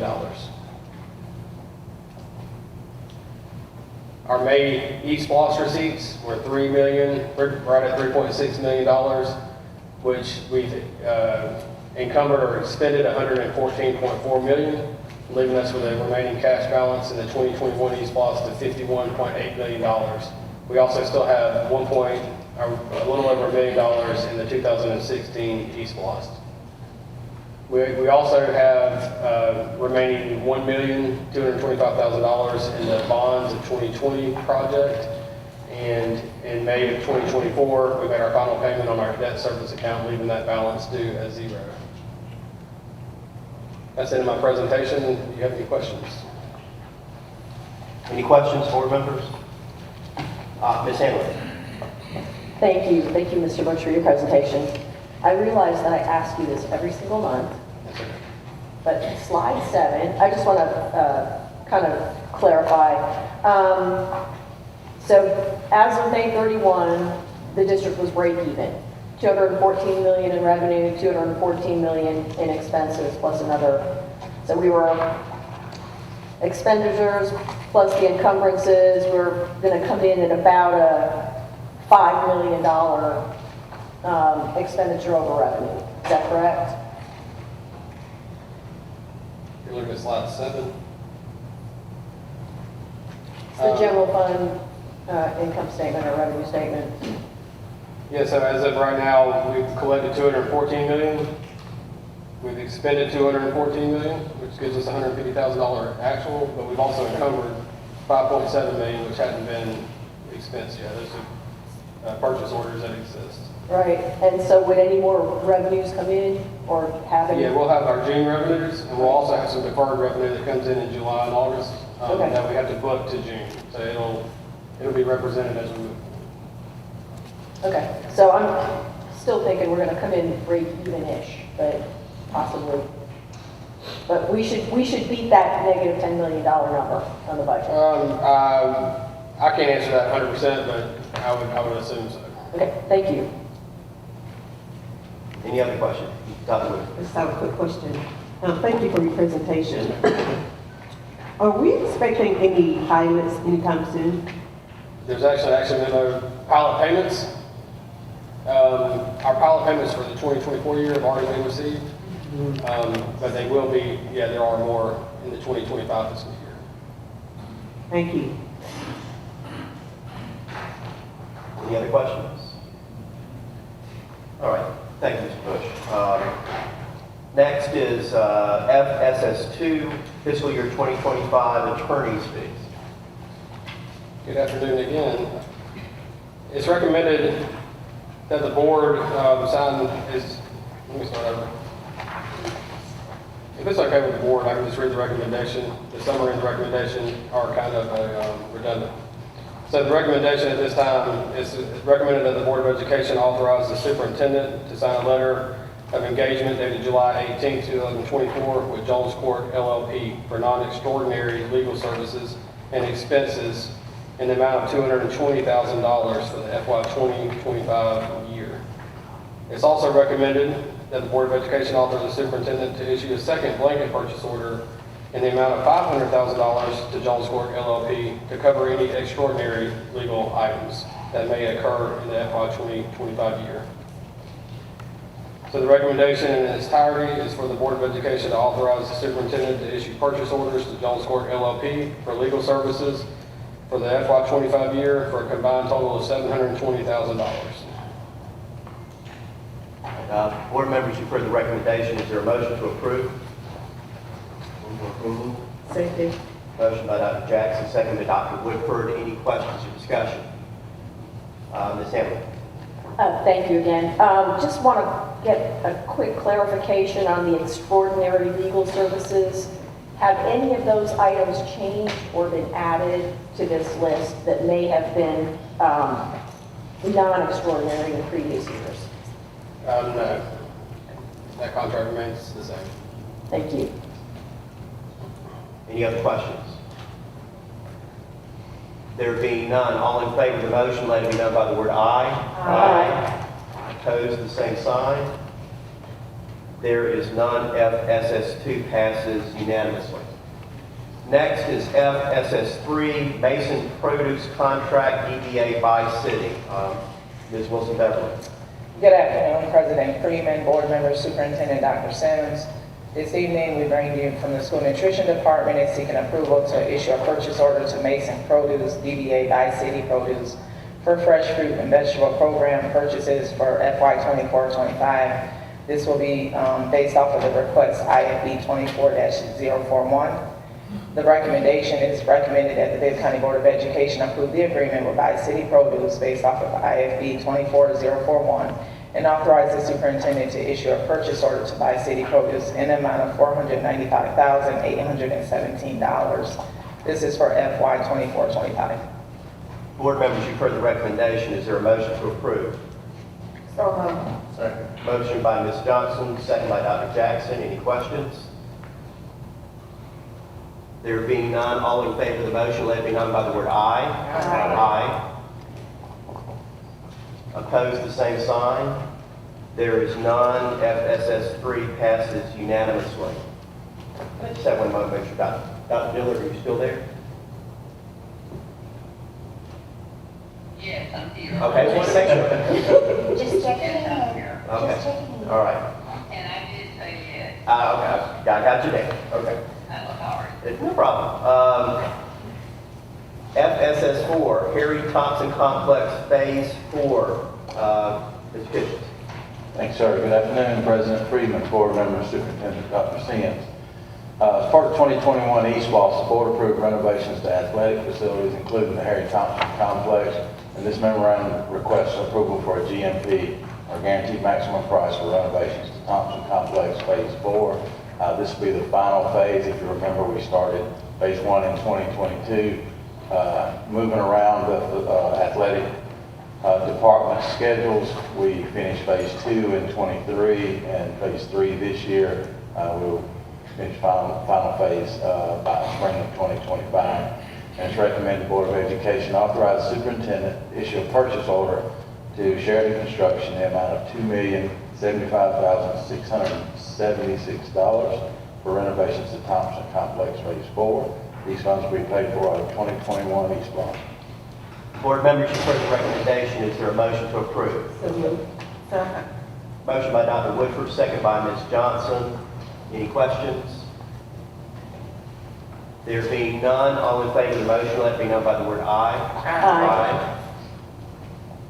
Opposed, the same sign. There is none. FSS 4 passes unanimously. Next, we have FSS 5, East Block's 2021 Budget Amendment Number 4. Mr. Kitchens. Thank you again. This memorandum is requesting the East Block's 2021 budget amendment to the athletics line item to increase it from $15 million to $19,500,000 to provide for the renovations for the Harry Thompson Complex Phase 4, just approved. District-wide field improvements to baseball and softball fields in the other parts of the district.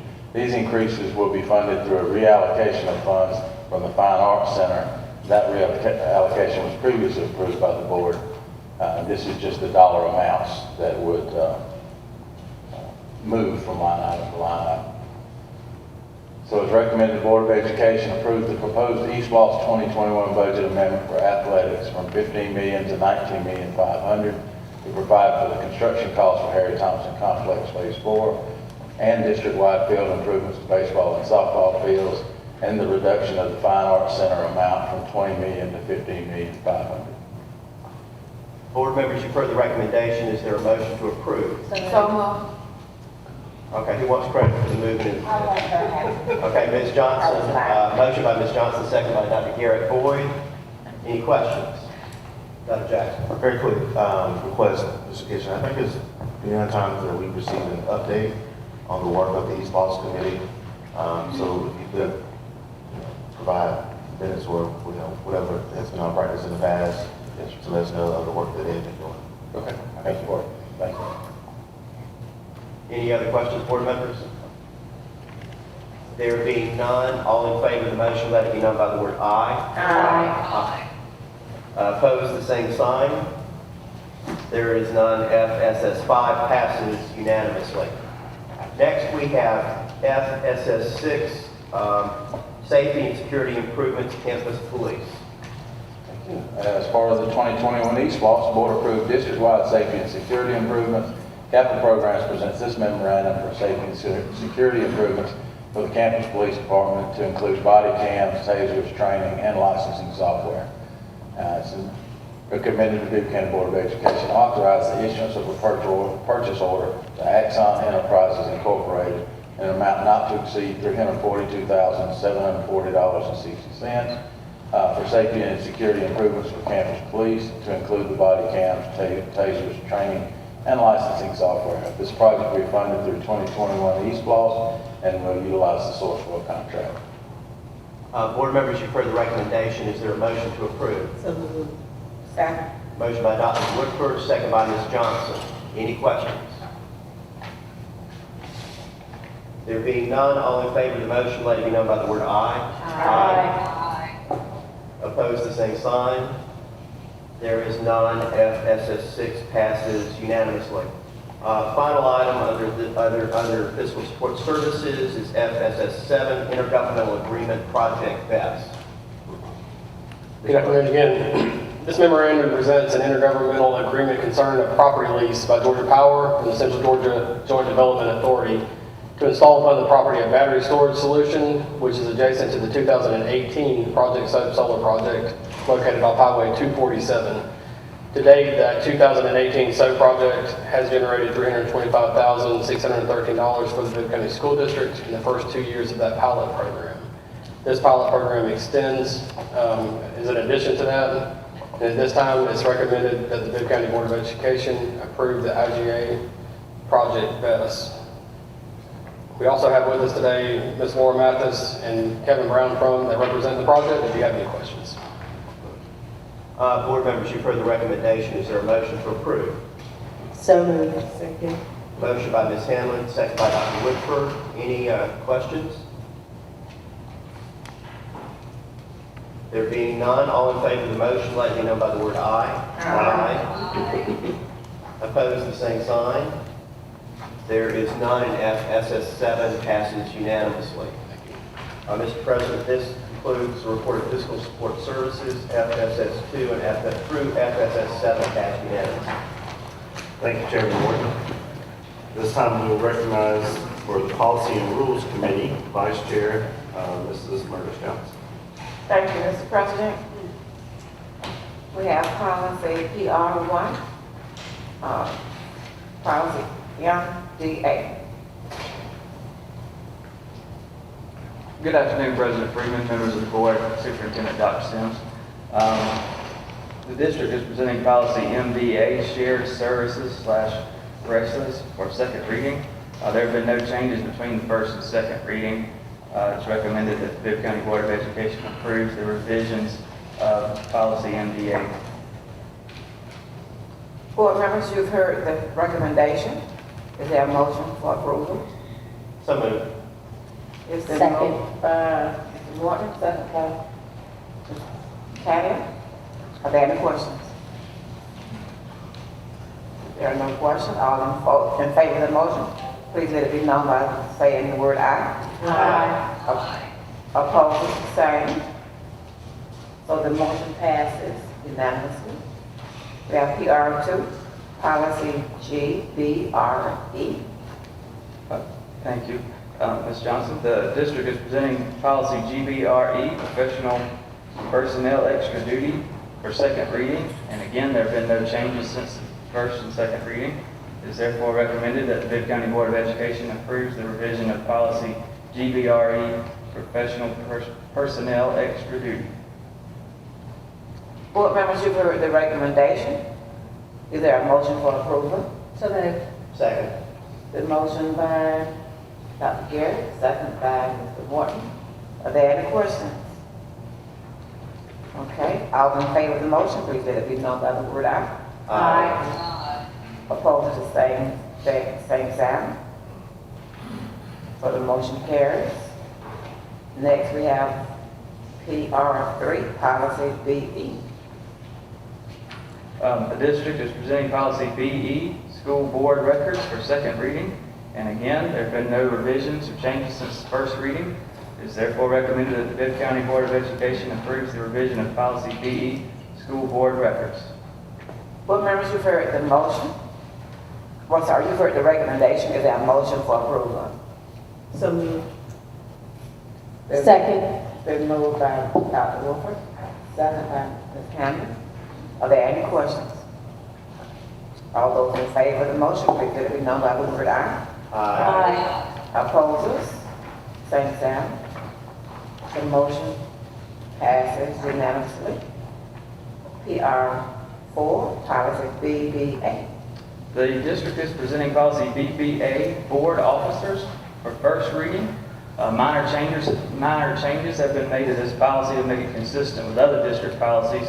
It's been also updated to clarify the board's ability to exercise discretion in limiting public comments, or the length of time for individual comments and the number of individuals speaking for or against a specific issue during the public comment period of regular meetings.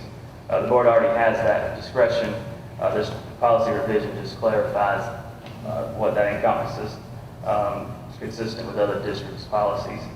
And an additional revision would set forth that the board has the ability to exercise its discretion in appointing other officers or agents of the board from time to time. The board already has that ability. This just again clarifies that. And this also clarifies that the vice president will preside in the absence of the president. That is already standard protocol, but this just sets forth that in an attempt to address any questions or concerns about that procedure.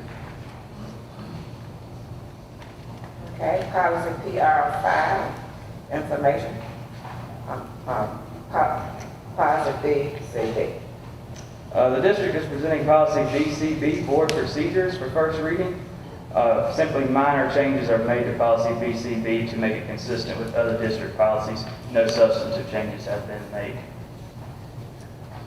PR6, policy BBA.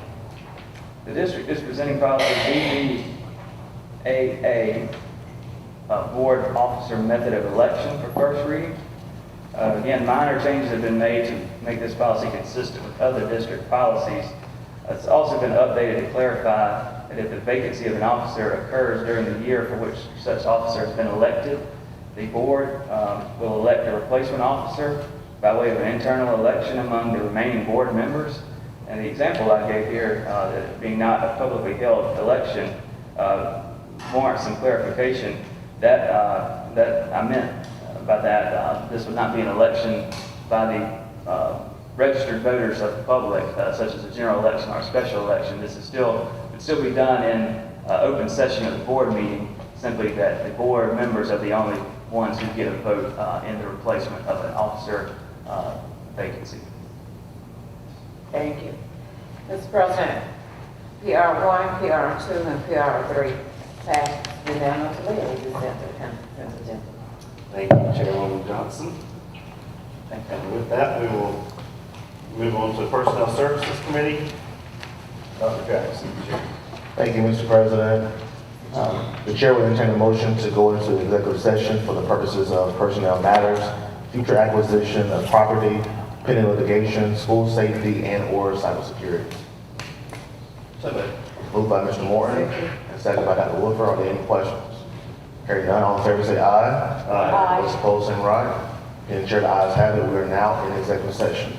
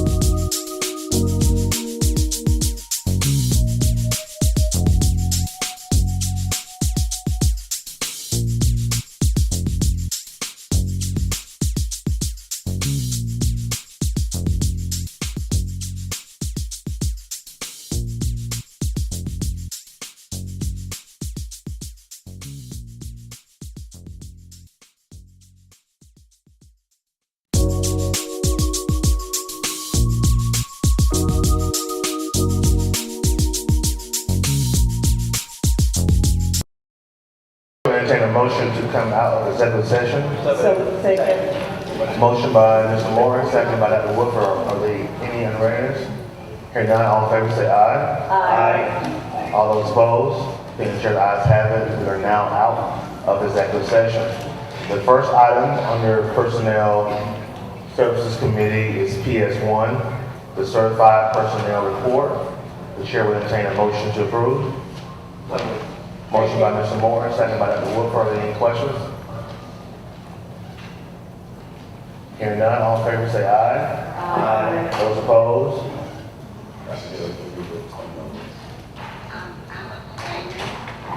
In opinion of the chair, the ayes have it by a vote of 7 to 0 to 1, one extension being Dr. Dillard. So we will see PS1 under new business of our regular board meeting. PS2 is the classified personnel report. Is there a motion for approval? So moved. Motion by Ms. Hamlin, seconded by Mr. Morton. Are there any questions? Hearing none, all in favor say aye. Aye. Those opposed, same right. In opinion of the chair, the ayes have it, that passes unanimously. Item number 3 is PS3, which is the classified personnel report for your information. Mr. Chairman, PS2 passed unanimously and will be sent to consent agenda, and we will review PS1 as a separate item on new business during the regular board meeting. This completes the work of the Personnel Services Committee. Thank you. Thank you, Mr. Chairman. And with that, that completes the committee work. I will advise everyone to please take a look at the 4 information items, and I'll entertain a motion to adjourn the committee. Second. So moved by Ms. Johnson, seconded by Dr. Woodford. All those in favor, please signify by saying aye. Aye. Opposed, same sign. We are adjourned. Thank you, members of the public. We will be taking a 10-minute recess, and then we will start with the regular board meeting. Thank you for your patience.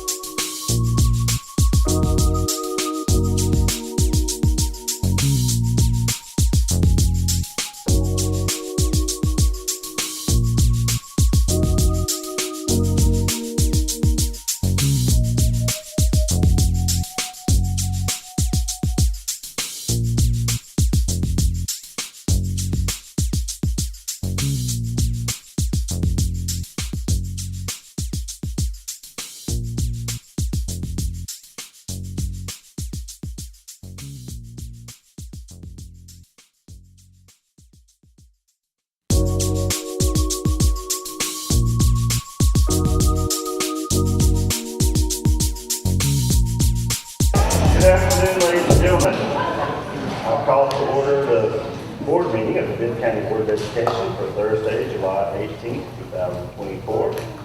Board members, you have in front of you the agenda for approval.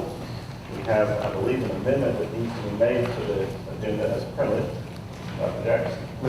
Mr. President, I will move for to amend the agenda as printed, to remove IS 9 and PS 1 from the consent agenda, and to add IS 9, PS 1, and a settlement for student JH under new business.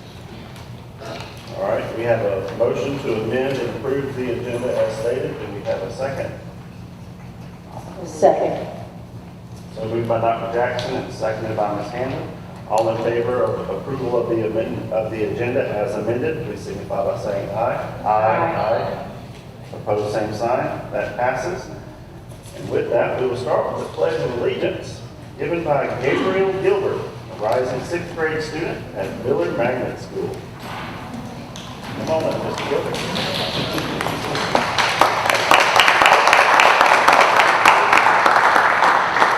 Stand right there in front of the microphone. We can all hear. I pledge allegiance to the flag of the United States of America and to the republic for which it stands, one nation, under God, indivisible, with liberty and justice for all. Thank you very much.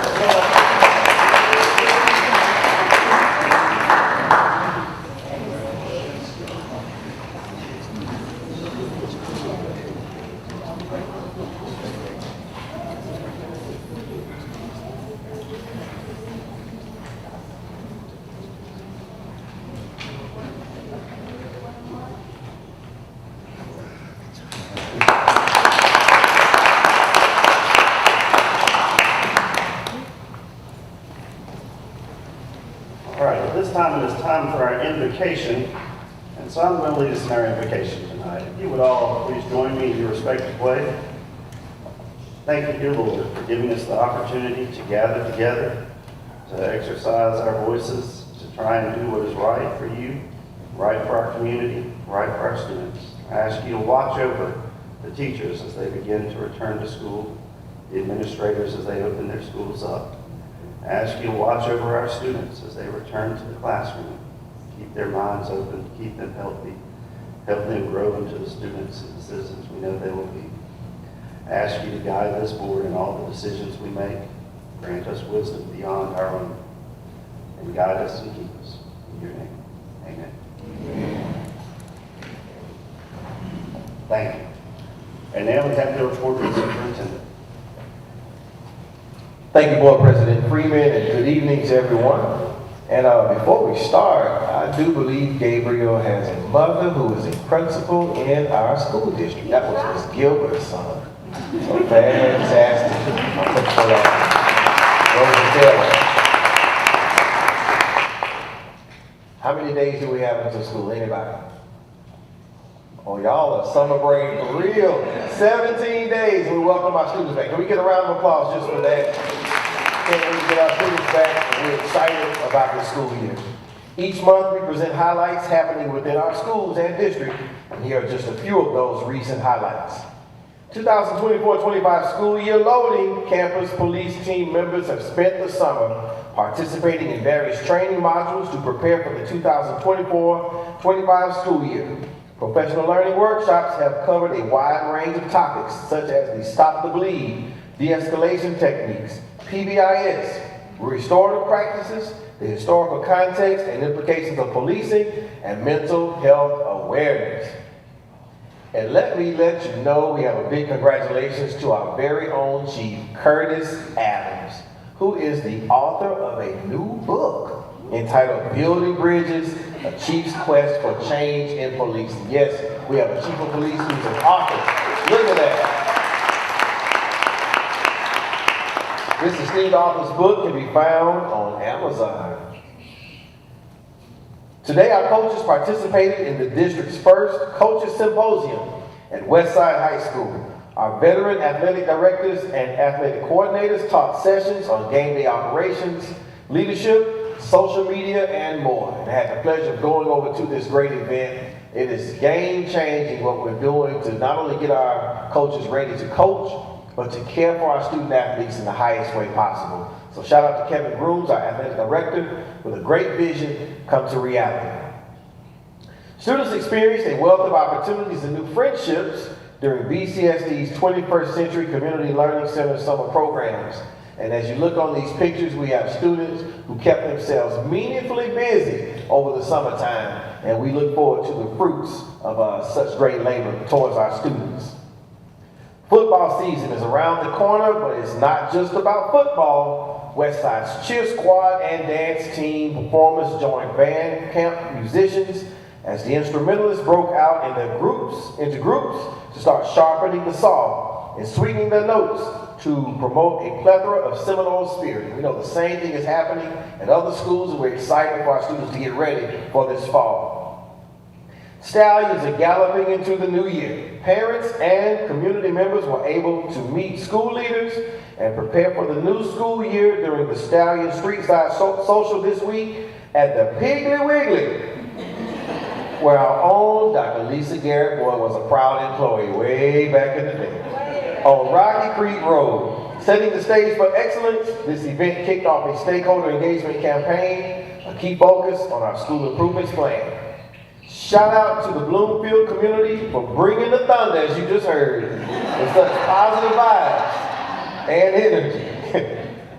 Summer renovations at Howard and Rutland are almost complete. Thanks again to Bibb County voters for approving the Educational Special Purpose Local Option Sales Tax, or eSPLOST. The 1 cent sales tax helps support needed renovations and operational management to ensure Bibb students and staff are ready and able to learn in safe and secure facilities throughout the district. Southwest High School hosted a Law Academy mock trial camp for rising freshmen this month. Senior Kalia Gaucher was the instructor for the week, with assistance from sophomore Isabella Rivers, as well as members of Southwest Skills USA team. The camp culminated with a mock trial at the end of the week. This month, educators from across the district leveled up on their skills during the Dig In 2024 conference. This professional learning event, which stands for Digital Integration, provided teachers with strategies and learning tools for an increasingly digital world. They discovered new tools, strategies, and innovations to boost classrooms to the next level. All hail for Husky at Yale. Howard High School senior Donald Williams III was accepted to participate in the 2024 Yale University Young Global Scholars Summer Program for outstanding high school students. This highly selective 2-week program offers an innovative, intense summer experience for talented high school students. Donald's session is on innovation in science and technology. Students and teachers at McKinney, you can clap for that, yeah. Good stuff. Early year out there. More thunder, you heard that? He was bringing the thunder at Yale. Students and teachers at McKinley Lane Elementary School are in for a special treat when they return to school. This new mural by artist Aaron Freeman will help students envision themselves on an educational journey that is, guess what? Out of this world. Thank you to Robbins Financial Credit Union for supporting Bibb's McKinney Bento program for homeless children. Robbins Financial presented donations to several Bibb County organizations in honor of its 70th anniversary at the grand opening celebration of its new downtown Macon branch this summer. Northwoods Academy's Summer Transition Program helped students and families prepare for the transition to school while making educational experiences super duper fun, as you can see. We will kick off our welcome of new teachers and employees with new teacher orientation on Monday, July 22nd at Northeast High School. The Greater Macon Chamber of Commerce, alongside the Community-Driven Business Education Partnerships, known as BEP, are collaborating with BCSD to officially welcome new teachers and foster their engagement with the business community. The new teacher welcome reception will tap into a training day where the Greater Macon Chamber of Commerce will host an afternoon reception for the new teachers. Business stakeholders have been invited to attend. The reception will feature dynamic presentations and a community rally delivered by world-renowned world-renowned speaker and leading education and leadership expert, Ron Clark.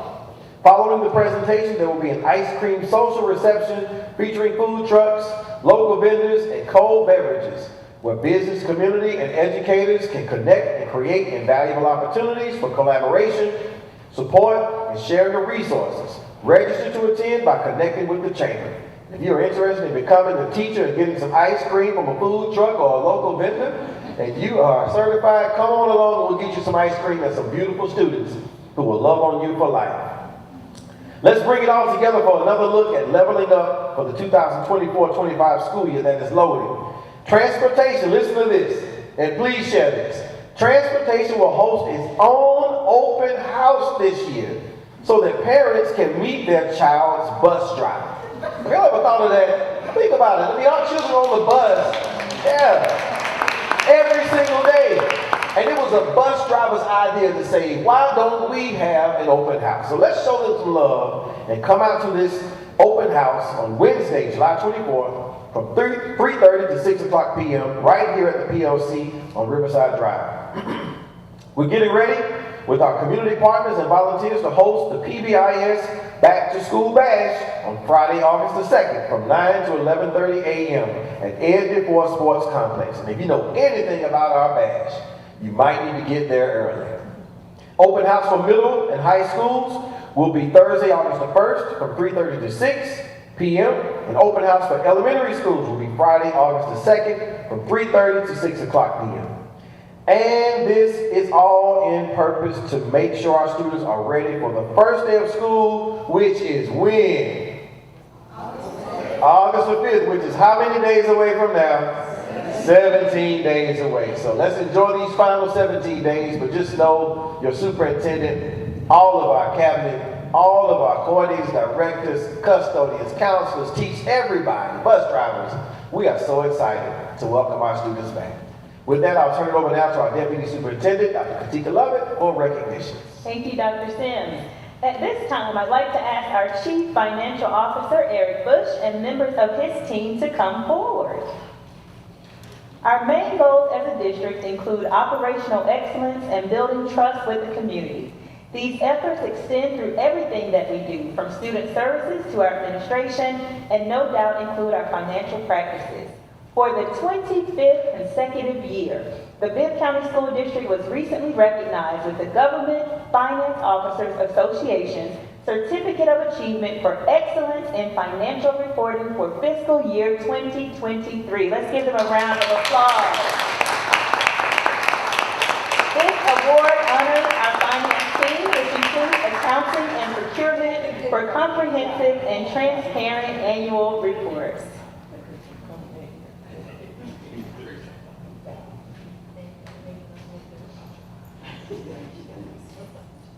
Congratulations, Mr. Bush, to you and your team, and thank you for being built for Bibb. Give them a hand clap as they wrap it up. Thank you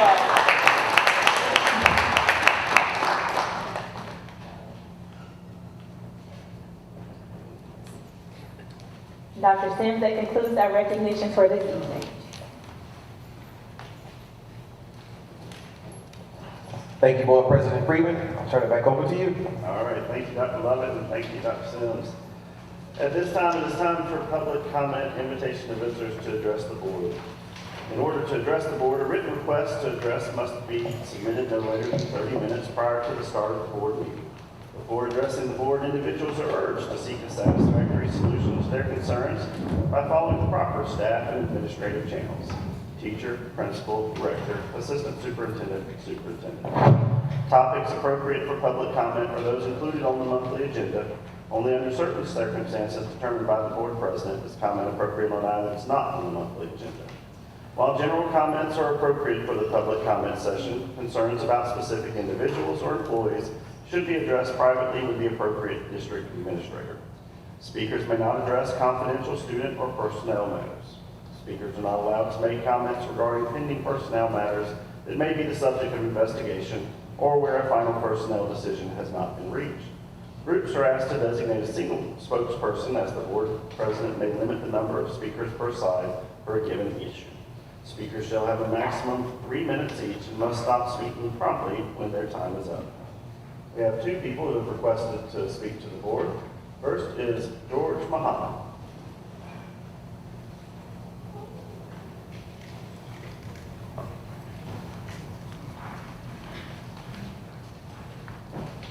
Peace and blessings.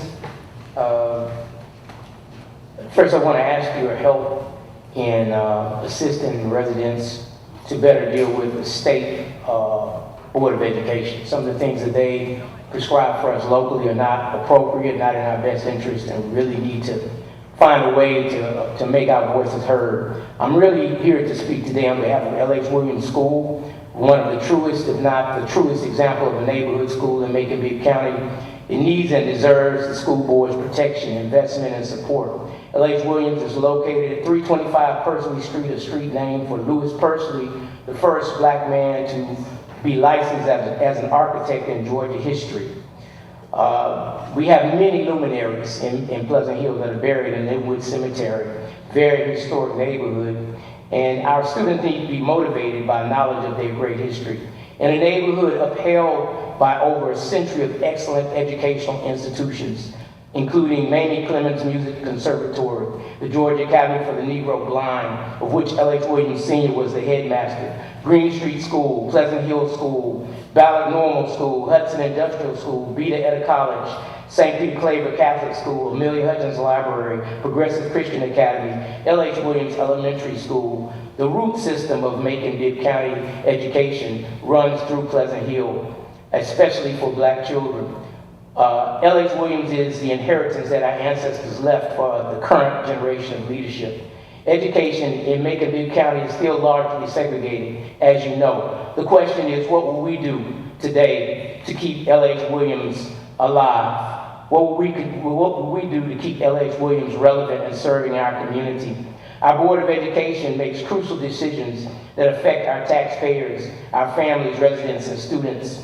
The financial allocation of funding support, curriculum policies, shaping of school district lines, the choosing of administrators who guide our schools, allocation of resources and services to the schools, and much more. What does the Board of Education need to do to minimize our loss to charter schools? What do we need to do to improve the condition of our charter schools? Will the new charter school that is being proposed for downtown pull away and further put pressure on L.H. Williams, as well as Alexander and Vineville and St. Peter Claver School?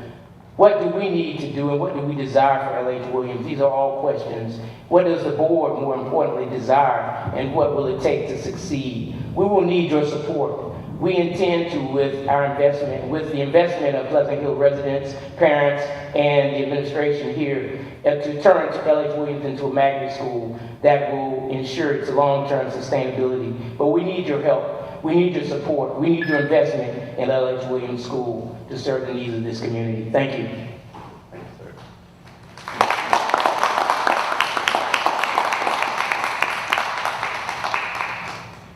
And next we have Commissioner-elect Stanley Stewart. Good evening, everybody. President Freeman, Vice President Woodford, members of the board, Dr. Sims, fellow Maconites. I didn't know I was going to follow my friend and neighbor, George Muhammad, but I want to piggyback on that just briefly in my 3 minutes that I have. I couldn't agree with you more, first and foremost. And Pleasant Hill, to close any school, I know you have to think about budgets and everything, but L.H. Williams, I was talking to William Mazzone beforehand, at the root of everything here in Macon, Georgia, the national poverty rate is 12.5%. Macon, Georgia has a poverty rate of 22%. To close a school like L.H. Williams would be disastrous because those kids already have trouble getting to school sometimes. They don't have transportation, some don't have adequate food. You've got to take all this into consideration. And for the sake of time, I'm going to speed things up and get to what I wanted to come here and talk about tonight. But please, bear that in mind. I come here before you because I want to pledge my commitment to you as a board, to Dr. Sims, who, in my opinion, is doing great things here in the city of Macon. When anytime you can reach out to citizens, as he does, And as I did in my campaign, I had an uphill climb. I was against a person who had some pretty heavy endorsements behind him, had a great big pack behind him, but you can't beat people. You can't beat going to baseball games and football games and basketball games and going to churches. That's the grassroots that make our country and make our state and our city what it is. So, you can't take citizens out of that equation. And that's how I managed to win my campaign, first and foremost. But I'm here also to say, I want to say to Dr. Lovett, I want to serve on your steering committee, if that's possible. I'd love to do that. I thank Sam Kitchens for and the Fiscal Support Services Committee for what they're doing out at Harry Thompson Stadium for the $2 million that's just given. Really appreciate you all for that. I only ask that you please invite the citizens of East Macon, and in particular the Fort Hill East Macon Neighborhood Association, when you have that grand opening, because we were instrumental in saving that building for the citizens of East Macon. That's when I last came before you, when we talked about that. I appreciate Dr. Jones prior to Dr. Sims. And lastly, I want to say thank you to Ms. Johnson, Ms. Meredith Johnson. On Monday, I invited her out to the Belvedere Manor Weaver Heights Neighborhood Association, which I'm vice president of, and she came in the drop of a hat. And you may have seen it on WGXA. I hope you all watch WGXA, because WGXA is at all of our community events. But I thank you, Ms. Johnson, for coming. The people of Belvedere Manor Weaver Heights, thank you. And we need more of that. We're in this together, y'all. We're in this together. And I know there's a lot of division in our nation right now. But there's nothing that we as a nation have faced in our 248 years that we can't get through together. We came through slavery, Jim Crow, world wars, economic depressions. We did it together. And we got to do this together. So I appreciate you, and you have my support. Thank you. Thank you.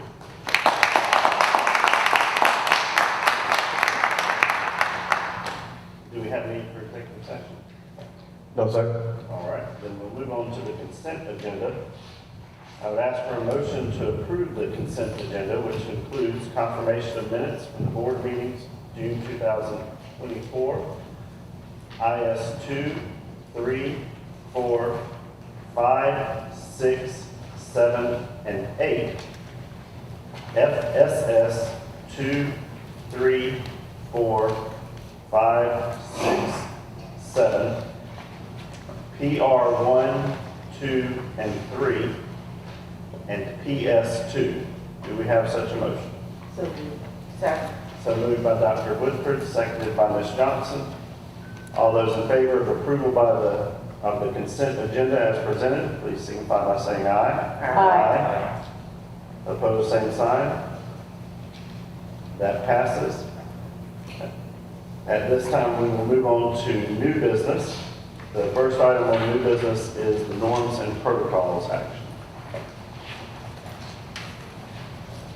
Board members, you have in front of you the norms and protocols that we previously discussed as a board. We've had a chance to send those out via email.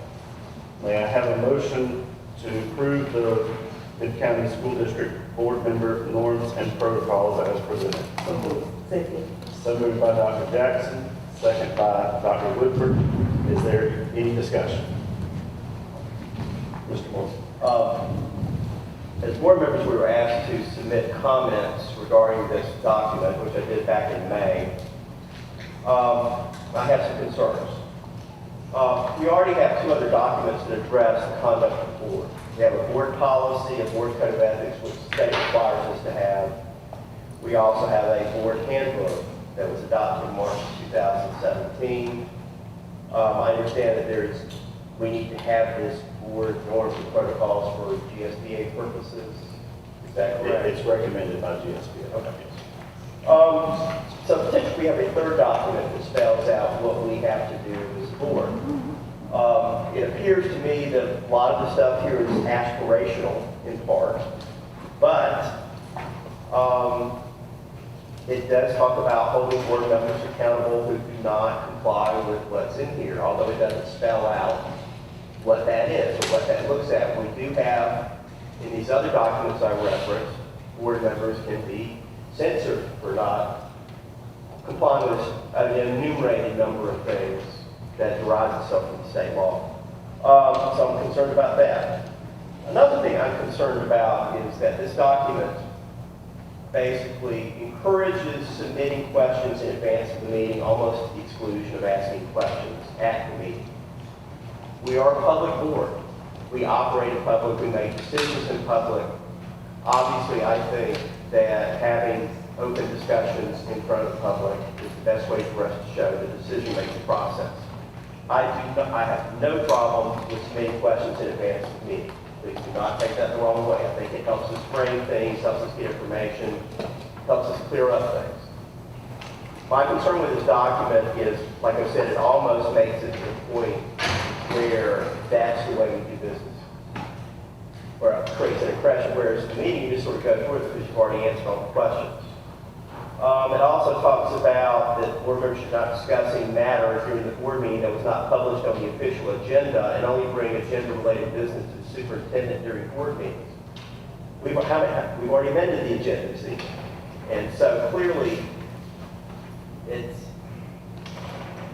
I think while I appreciate having got a guide about what we need to do, I think this is a document that needs a little bit of help. Thank you, Mr. Moore. Any other comments? Yes. Thank you, Mr. President. As what was previously stated, the board norms and protocols is a best practice that we have known about for a couple of years now as we have attended GSBA meetings and comes highly recommended if we are to maintain a board of high quality and are efficient, and as the state and the law requires that we operate as one body. As we know from our board trainings, no one board member can make any decision without the consent of the entire board.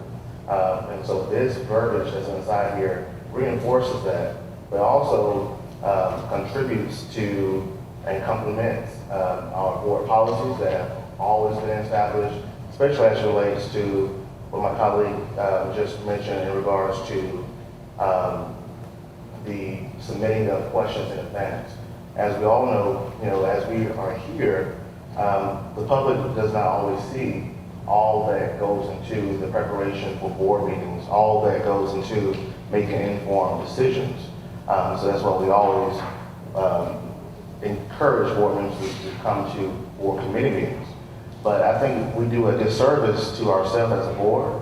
We do a disservice to our staff members that put long hours into preparing for board meetings and the various things for us to consider if we do not submit certain things in advance that may require us to have additional data and information so that when they stand at this podium, they stand there as the best version of themselves.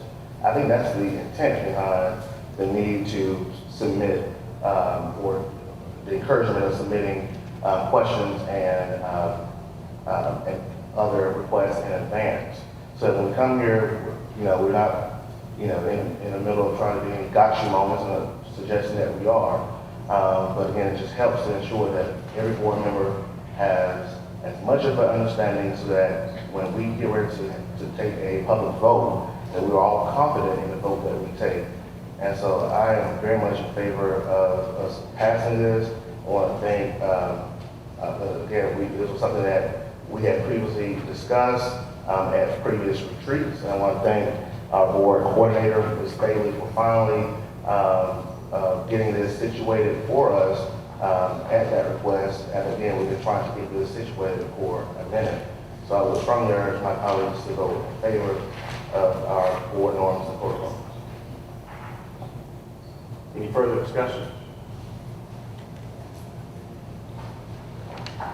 I will also add that this is a document for the public's acknowledgement and information. Mr. Morton does raise a good issue, which is we are given our packets in advance. We're given information, and we do submit questions back to the district when we see that information so that we might be better informed, so that the district or the superintendent or the presenters might have a better idea what concerns we have.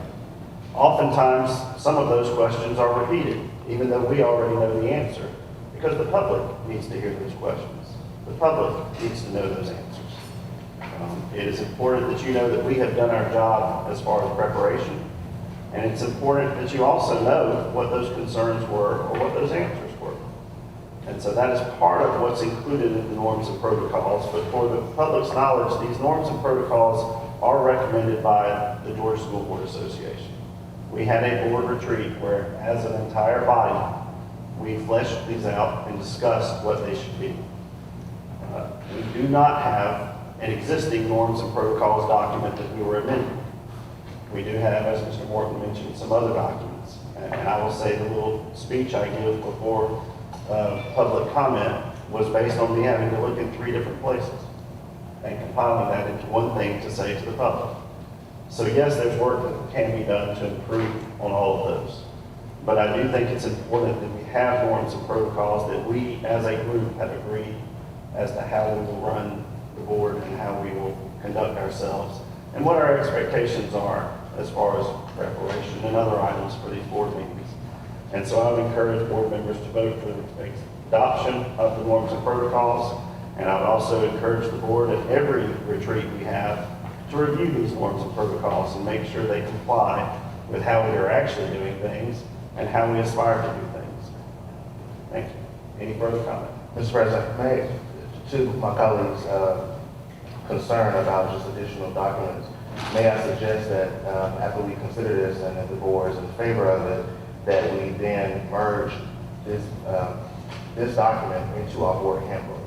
So that way the board handbook would have both our other board policies, but also the norms and protocols as a document. I think that would be appropriate for us to take up at the next retreat when the entire board can look at, maybe we should look at all 3 of the things that, as I referenced, the policies, the handbook, and the norms and protocols. What's on the agenda tonight is approval of the norms and protocols, and I think that'd be an appropriate place to take that up at the retreat. Very well, thank you. Any further comment? Question? In that case, all in favor of approval of the board member norms and protocols as presented, please signify by saying aye. Aye. Opposed, nay? No. That passes as a vote of 7-1. Next on the agenda is the cell phone policy review and discussion. Board members, it was requested that we put this item on the agenda, and you've had a chance, I hope, to review the board policy regarding cell phone use. This has been a concern among some of the board members, among some of the activities that have taken place, and so I will open this up for discussion. Generally, we present a board policy with a recommendation, as we do during the committee meeting, and then we have a week for discussion, and then we vote on changes. This is presented without any proposed amendments, but it is a topic that several board members felt like it was important to review and address, and let the public know that we are concerned about cell phone usage, and to allow the board members an opportunity to comment. And I think it would be appropriate to allow an opportunity for the public to comment regarding our current policy on cell phone usage. So I'll open this up for discussion. Do we have any comments regarding the policy? Mr. Moore. Since I'm the one who asked, I might as well say something. Throw it out.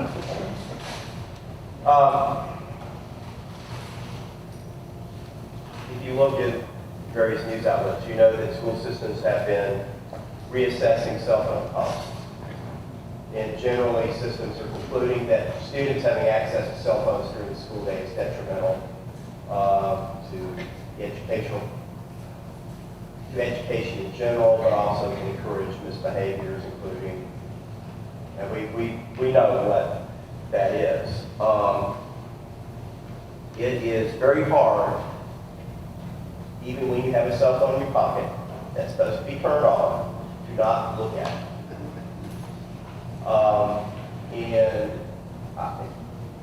Everything I take a look at indicates that educators generally believe that they are a distraction during the school day. And at least in my opinion only, I don't know how anybody else feels about this, I would like to see us revise the policy where students cannot have access to their cell phone during the school day. I think it's simply too much of a temptation at this point, both to look at and also to use for things that might either document activities not appropriate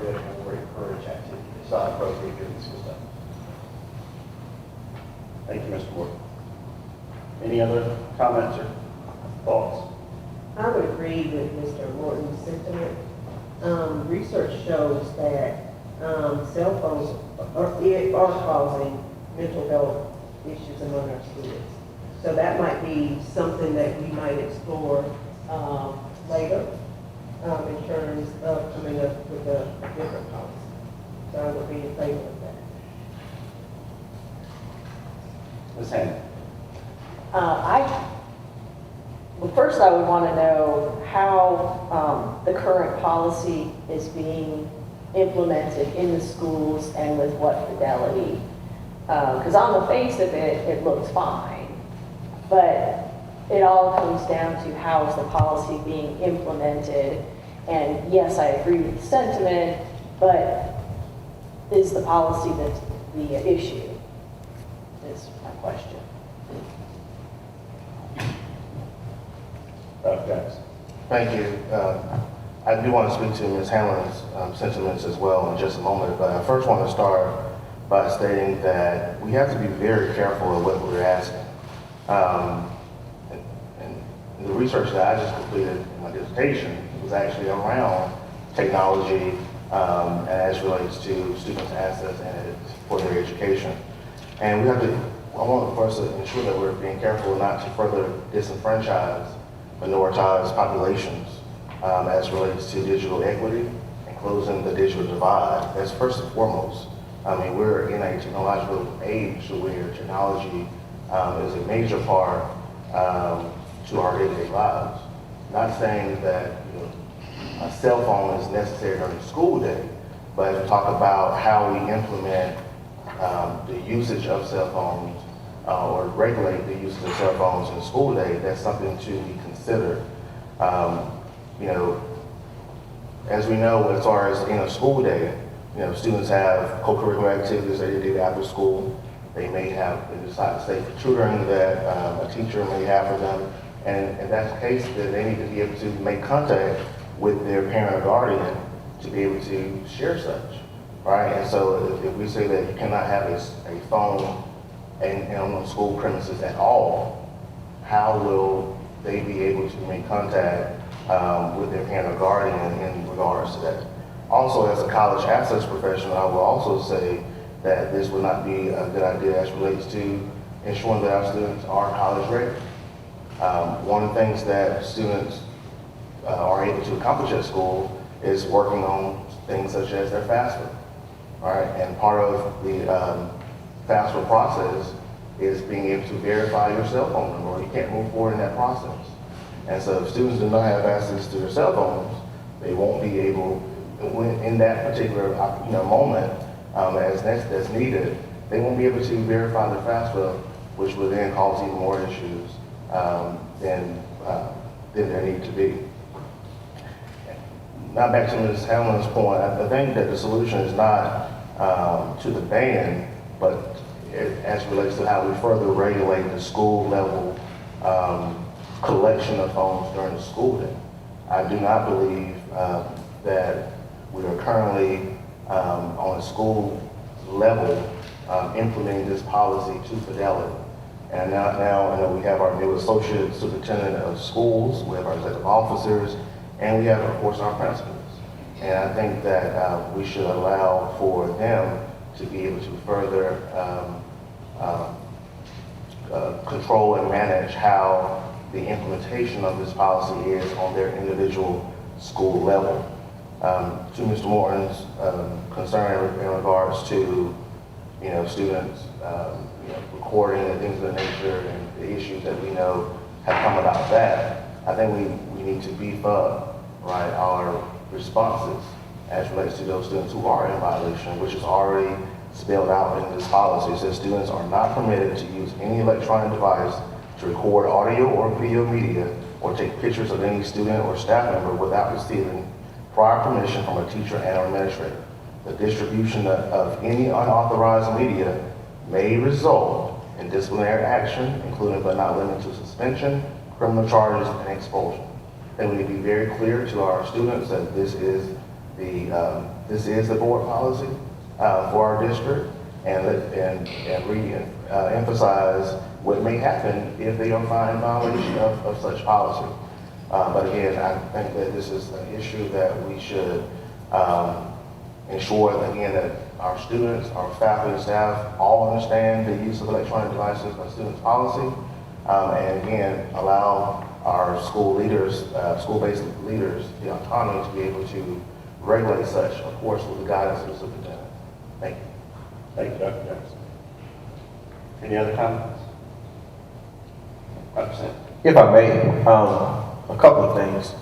First of all, as it relates to violations of any rules, including cell phones, I believe it's safe to say that we administer consequences when students violate our rules in addition to the violation of the cell phone policy. I just want to throw out, I would be concerned about any effort that we would move towards collection of devices to take devices out of students' hands. If you do it for free, as an example, a shoe pouch on the back of a door, now we have a totally different issue that's going to happen. We've seen it happen over and over again when somebody grabs somebody else's phone, someone's parent comes up to contest who stole the phone and wants us to take responsibility for the phone, and that's every minute is taken away from instruction. On the second end, I'm really concerned about this movement because I think some people are about to get really rich off of an issue where we don't want to hold students accountable. I think it's DeKalb County. They just approved a $400,000 pilot for 13,000 students in order to lock and code their cell phone so that only the student has access to it. And I would be concerned about us going in any direction that's going to cost us any more money.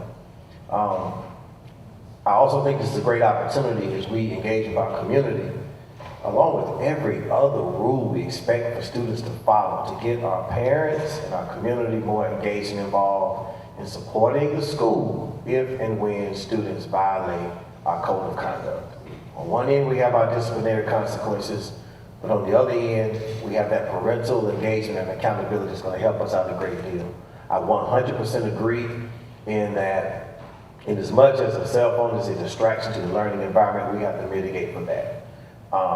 And what we have currently in place, I want to say that we are a district that got ahead of some other districts in administering the cell phone policy and saying there are to be no cell phones inside the classroom.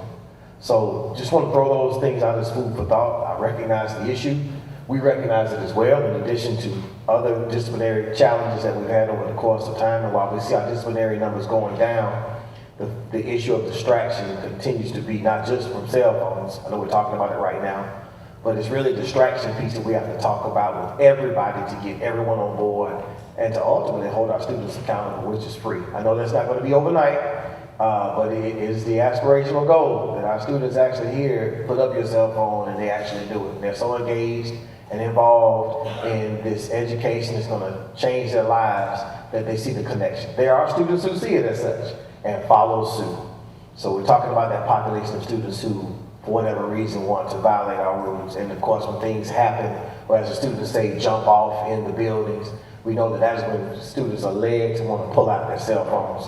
So it's a cultural challenge at the student level that we have to figure out a way to address that, to me, is beyond policy. So just some food for thought. Thank you, Dr. Sims. Dr. Wood.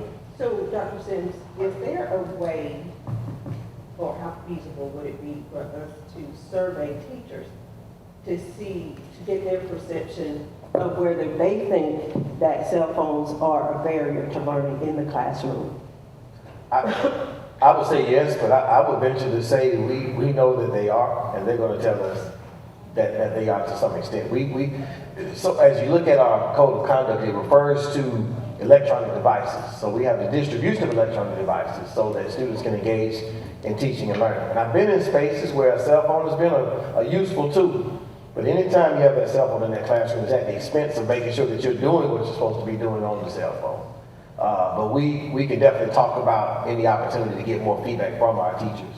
But I would say that they would argue that it is a distraction when you're doing something you're not supposed to be doing on that phone that's outside of teaching and learning that's happening inside that classroom. I'm just, open to the idea that, you know, we have got to break down these barriers to learning. And we've got to start somewhere, we've got to do something different. So this might be an opportunity for us to just address that issue at this time, is what I'm thinking.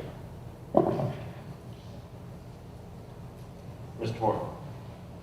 Under the policy, we're not saying kids can't have the phones in their classroom. They have them with them. They just can't turn them on, right? Correct. So the temptation is always there. I know how hard it is for me not to look at my cell phone. I mean, and it's tough for all of us. Come on, let's get real. Can you imagine what it must be like in the classroom? There's got to be a way that achieves this. And, you know, there's, outside of school, there's plenty of time to look at that cell phone and do whatever it is you want to do. We also have a one-to-one device initiative, right? So every student has access to the device they need for learning. So I realize the cell phone could be a substitute for that sometimes, but it's like they do have a device. I like the way that Dr. Woodford put it. We've got to break down the barriers for learning, and this appears to be a barrier. The question is, what's the most effective way to do that? That's ultimately the question I'm asking, is what's the most effective way to deal with something we know is a distraction and is ultimately a barrier to learning because it is a distraction. And I think that we just need to take a look at it. And the people who know better than anybody else are the people in the classroom. Thank you, Mr. Morgan. Any other comments? I want to add that I was in favor of putting this on the agenda because I've seen too many examples recently, disciplinary issues, other issues that have been raised by cell phones being involved, where it almost looked like the cell phone was the culprit, not the student themselves. The cell phone was spurring on the actions by students. And I know we have to hold children and students accountable, but at the same time, that distractor, and oftentimes the desire to post, the desire to catch somebody doing something, the desire to, you won't believe what happened here, seem to be a driving factor in bad behavior. And so I wanted to look back at this policy in particular, because it's been a while since we looked at it. I remember our last discussion of it, and now I've got more information. I want to look at it again. And on the face, our policy appears to be good. As the school board, our job is to make policy. Our job when we're trained is to look at the district from 30,000 feet. It's the superintendent's job and the administration's job and the teacher's job to implement what happens in the classroom. And so I'm walking that fine line, I hope, of having a great concern, seeing what we see as a board member, and making sure our policy says what is appropriate to help our children learn and to remove those barriers to education and what frankly I see as an instigator to problem. But at the same time, I think this is a very good discussion. It's a discussion we should have as a community. It's a discussion we should hear from the parents. We should hear from the teachers. I talked to a few people this week and heard some different ways that different administrators were going about dealing with this issue. One told me they were putting hall monitors close to the bathrooms between classes because they were having a good job controlling the cell phone in the classroom, but the moment there was a break between classes, people were congregating in bathrooms and cell phones were popping out and bad things were happening. And that's, and I say bad, I mean, I don't mean it can go from real bad to just shouldn't be happening. And my point is, I don't know the answer. I like our policy. I like if it is being implemented with fidelity. But I also heard that it varies greatly by age of teacher, by age of parent, as to whether they think the cell phone is or is not a problem. So I think it's an important discussion. I welcome the public getting in touch with your board members, telling us what you think about it, if the policy needs to be changed. The policy does now talk about it should be turned off and not used during the school day, which is from the moment you enter the building until the bell rings at the end of the day. And walking that fine line, I can't necessarily propose that, I certainly don't propose that we spend the money that the CAB is spending on their pilot program. I was curious when I read the article how much it was actually costing to get a Ziploc bag with a magnet on it. I don't think that's the answer. I have heard of the hanging, the shoe caddy in one particular school in our district, and it worked well. But my immediate thought was exactly what you said, somebody grabbing the wrong phone and somebody complaining about it. So for every solution, you can create more problems. I just appreciate everyone having this concern. I appreciate the public listening to us and getting back to us with thoughts about it. And I appreciate our administrators and our teachers for dealing with this issue as best they can. If there's no further discussion, we'll move on. Thank you. Next on the agenda is approval of IS 9, renewal of communities in schools of Central Georgia services. May I have a motion to approve?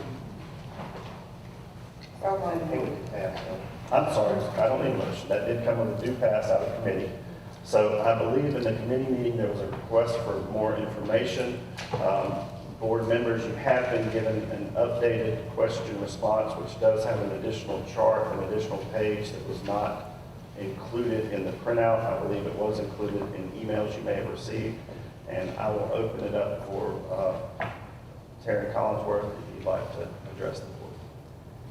Thank you again for allowing me to present President Freeman, Vice President Woodford, Superintendent Dr. Sims, board members. I am going to tell you that I don't know who's controlling this. Is it me or somebody else? Kevin's on the cell. Thank you. I just didn't want to stand here and then it didn't move, right? So I'm going to take you through, this is our standard presentation. We make it once a year, you're right. Last year we made it on May 18th before we had all the data. At the end we didn't have final grades, but we were really close. So community schools, students in school is not just the teacher or the school's responsibility, but that it is the community responsibility. We take a developmental approach to supporting students by delivering or brokering community resources for those challenged with barriers, preventing them from being successful in school. We see a lot of students as being at opportunity. Our goal is simple. We put students at the center. They're at the heart of everything we do. Can you hear me? Yeah, can we move the mic? Yes, you're going to pull it down. Sorry. We surround them with a caring community of support. We create access to needed resources so they can take charge of their future for themselves, for their communities, and for each other. So this is an overview of what's going to be in this presentation. Our purpose is to provide updates for the CIS School Improvement Initiative. The roadmap will have something about our affiliate and about our national model, the CIS empowerment coaches, differentiated tiers of support. Tier 1, which is school-wide or widely accessible. Tier 2 is targeted. And Tier 3 is the individualized services. Talk a little bit about our service partners, of which some are here, and our lessons learned and next steps.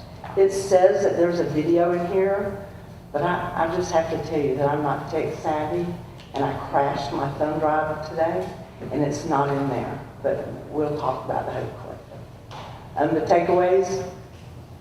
The takeaways are that CIS mitigates barriers to attendance, positive behavior, and academic success by providing needed resources to students and their families. So this is our model, and it just talks about the affiliate, at the affiliate level. Then we have empowerment coaches. We work with collaborative partners to bring resources into the school. We deliver some services ourselves, and then we broker what we call broker services in through partners. We try not to recreate the wheel. If there's somebody doing really good work in the community that we can broker in, we would rather broker them in. So you can see at the beginning of the year, we do a needs assessment with the school. We include principals, leadership teams in that. We talk to teachers, we talk to families, we talk to students. We then do planning and develop a support plan that's approved by the school. We then implement integrated, what we call integrated student supports, you call them wraparound services. And we try to do that with fidelity. We identify each student that we serve on a case managed basis and do an individual needs assessment on those children. We do monitoring and adjusting throughout the year. When that says monitoring and adjusting, we take a look at their grades. Every time we meet with students, we try to see if they have missing assignments, how their grades are, what their attendance is. We do that on a daily basis. And so if an adjustment needs to be made to the support plans, that we try to do that through the year. And we do continuous assessment.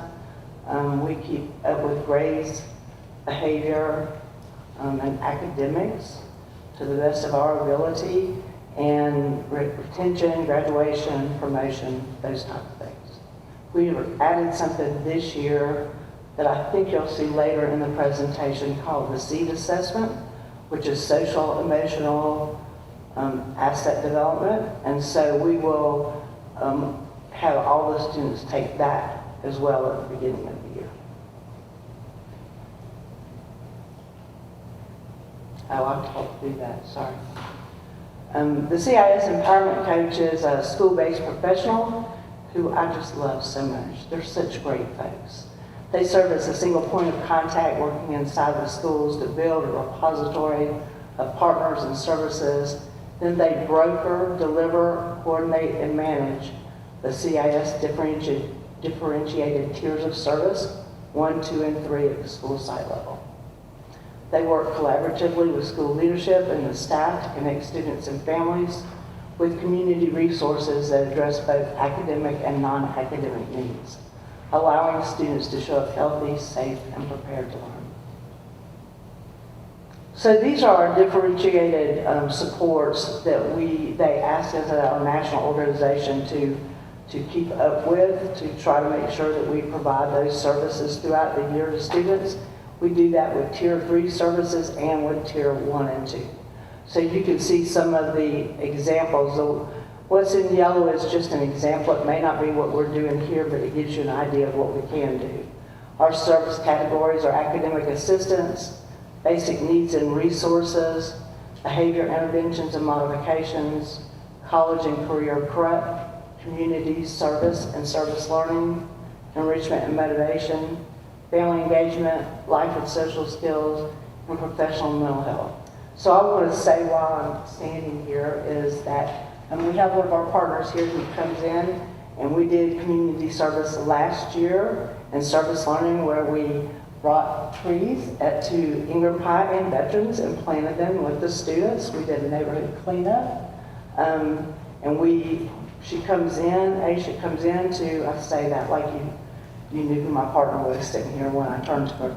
So Aisha Allens with Keep Making Bibb Beautiful, and she comes in and does presentations with the students on recycling, on water use and conservation, and keeping their neighborhoods clean. A lot of our children walk 5 light to get to school, and so to have neighborhood cleanup so they don't have to do that.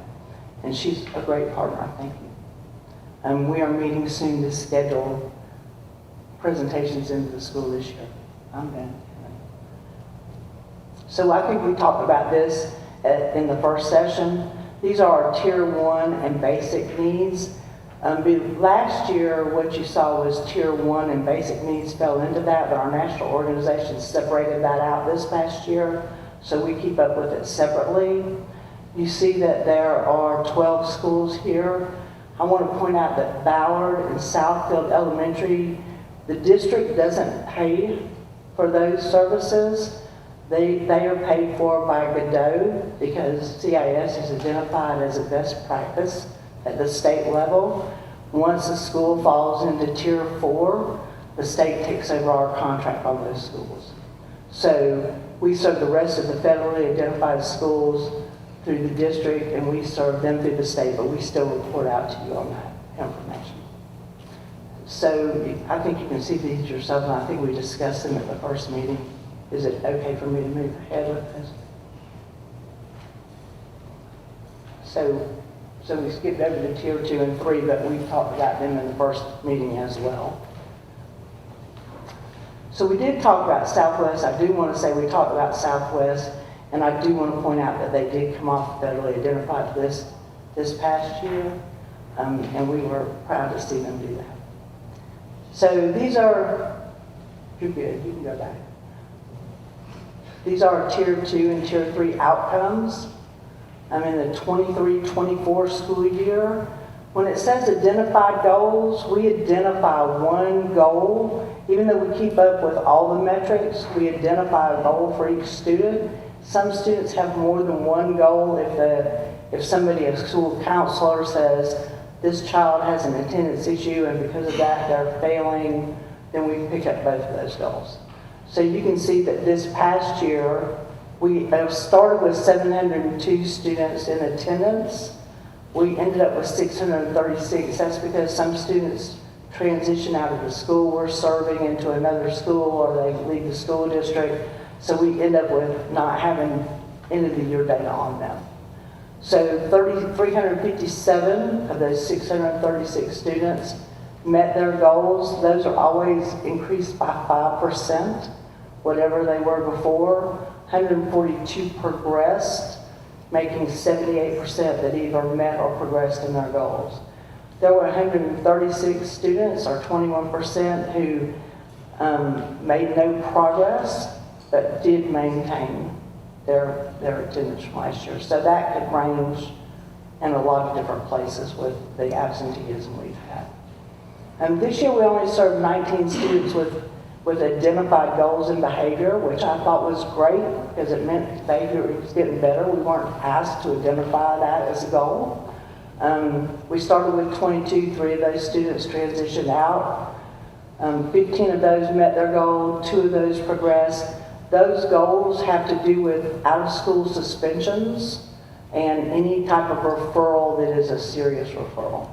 So 89% of those students improved. That means they did not have more out-of-school suspensions or more referrals this year than they did last year. 2 of them maintained with no progress, or 10%. Academics, we served 98 students this year with that identified goal. Some of those were also attendance students. So out of those 98, 74, both in math and ELA, had that identified as their goal. We keep up with our science and social studies too, but because these are what we generally test on, I report on them. 40 of those 74 met their goals. If they're making a C, then their goal is to make a B. If they're failing, their goal is to make a C. So that gives you kind of an idea of where the goals are set. 16 progressed. That makes 78% that either met or progressed. We had 18 students, or 24%, who did not meet that goal, but just maintained where they were. And that's true in ELA and math. We had 51 who met their goals, 17 who progressed, or 92% improved, which I thought was really a great number. 6 of them did not progress, and that was 8%. So we served less students in the 12th grade this past year because we had so many in the 12th grade the year before. And if you're in our caseload in the 9th grade and you come back to school in the 10th grade, we maintain that. And so people will say to us, well, can they work themselves off? Well, we try to hold on to students because what we find is, especially in elementary schools, if you serve them K through 3 and then you drop them, then in the 4th grade they're back where they were. So we try to maintain some continuity of services. We take a look at families. So if we're in the southwest zone and we have a child in Hartley and they have a brother or sister in Ballard, we try to serve both of those children. We try to impact families if it's possible for us. So you're looking at pictures from last year. I'm sorry about that. I was working on this at night by myself, and I was afraid I'd really mess it up if I tried to format pictures. However, these are still true. These are people who are still helping us. You can see Asia down there at the bottom with Keep Making Bibb Beautiful. The Merry Christmas Project, we work with Jamie and Mike Kaplan to serve about 160 families at Christmas time. Each member of the family identified gets to spend $100 at Walmart, saved it by Christmas. Kate's Club is a grief group. They do a project that is a large kind of group project, so we might work with all the third graders at school or all the fifth graders at school and go from class to class. And they normalize the grief process, which has been really important since the pandemic. We have a lot of children who still hold on to some of that grief. We do backpacks, school supplies. What you see from Adjournment Health is actually youth up. We also are to an ED, where they have improvised conflict resolution, anger management, that type of services. It's a 12-week session. They come, we work with the students. We do the community giveaways, and we usually bring students with us to do that. They get started in the community. You see one of our partners, this one side, the Wonder Twins, Latricia Gittins, who they work with us on their classes that are vision information, exercise, and positive body image, especially for our young women.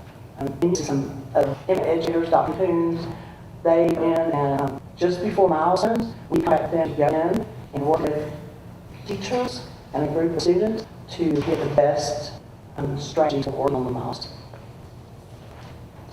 This location you can tell, everybody's got a mask on. So this was I call it Nursing Stadium, I don't know what the name is now. And these are all of our partners' logos, with the exception of Youth Up, which also didn't end up on here because I'm just not taking enough. Better, my contact District Lori Rogers, who supports us. And you can see some of the apartment coaches there. You can see one of our corporate partners with Walmart. You can see the difference between our national president and one of our board members there at the top. And just some pictures of our work and our folks. We have learned that one single right way does not exist. Not student, family, we commit to this work to continue to improve, to face all the challenges we come across with all, work with humility, and then focus on ensuring the success of all students and young adults. We also try to serve families whenever possible. We know that a parent doesn't have a position, employment position, and they need that, and we can help connect them. We try to do that as well. So our lessons learned continue to be a continuity of case-managed students from elementary to middle to higher. We find that it's really important to serve students from one grade to the next and to serve families. Our attendance strategy, I talked about this last year, I don't know if y'all remember it or not, but our case-managed students, when the bell rings in the morning, the empowerment coach gets out of their seat, they go room to room, check to see if their students are there. If they are not, they call home to find out what's going on. We haven't arrived. So it's twofold. Children start to know you're looking for them and they like it. And parents start to know that they're going to get a call and they bring them. We find that trauma and disengagement are factors in suspension. So we are trying to bring in and implement SEL type of sessions, anger management, grief sessions to kind of alleviate some of that. We find that individualized, school-based, consistently mentoring, mentoring sessions create increased positive. So this is where the video is supposed to be, and it's not there.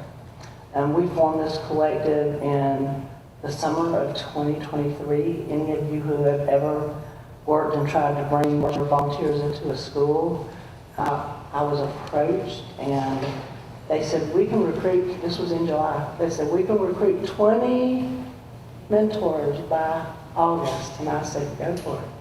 If you do it, we'll train them and put them in there, and they did it. That's Hope for the Heart of Georgia. They're our partners in this. They have been, just might not know until later. You know, I tell the empowerment coaches often, sometimes it's not what you actually see, what actually happens, it's what doesn't happen. That 14-year-old girl didn't end up pregnant. That young man didn't bring a gun to school. he didn't get killed on the streets. But we'll never know that because that's not something you actually see. So in addition to all the impacts you see with numbers, I would venture to say, so I have a little trouble doing this. I'm not real good at taking lots of credit because we work with teachers in schools who are working hard every single day. So it's a collective effort. We feel like we make an impact in those schools. We definitely feel like we impact the students we serve. But we also recognize that there are other adults in that building working really hard every single day, and they have to get their part of that credit too. So I know exactly how to answer those questions. So I was thinking about community in schools, and I just like to see measurables, what you maybe you can there eliminate. If you think what results you would, I'd be glad to make sure that happens. Yeah, so you were basic, just attract students from one campus to another, and you should stay in that kind of data. Okay. Yeah. Thank you. That's right. Okay, thank you for that. And hopefully, we can play out more. So the reason I just received very much wanted to be every year review. But again, what you do is what CS does, right? Not necessarily what CS has done through the data, a cohort that you all are following.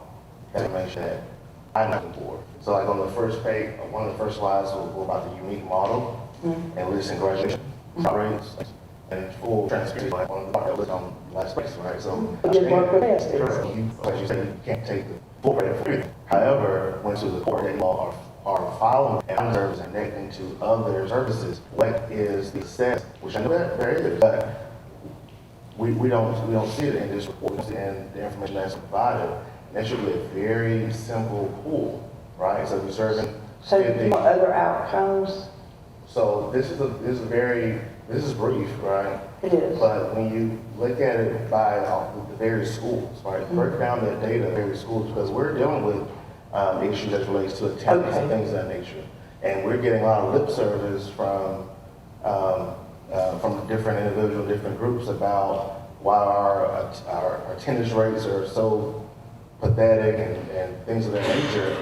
And then when it's time for us to approve a budget, right? We're saying that these funds are going to go to these services, but with the work that you're doing through this presentation or through data should be able to reinforce that our district is spending funds appropriately so that we are addressing those issues. And again, I believe it's being done, but you're not giving us data to help other people understand that we are doing exactly what we want to do. They're willing, dropout, continuing behavior, those are things that we should pull. Again, we have proof that there are other community that we don't do. That's the actual information that we can receive. You're not in the state of approval that we do. It's a very tough situation to approve at this moment because of the work I know people are doing. Again, so that's what we're now. We're going to be good to us about our college. We have to be the working on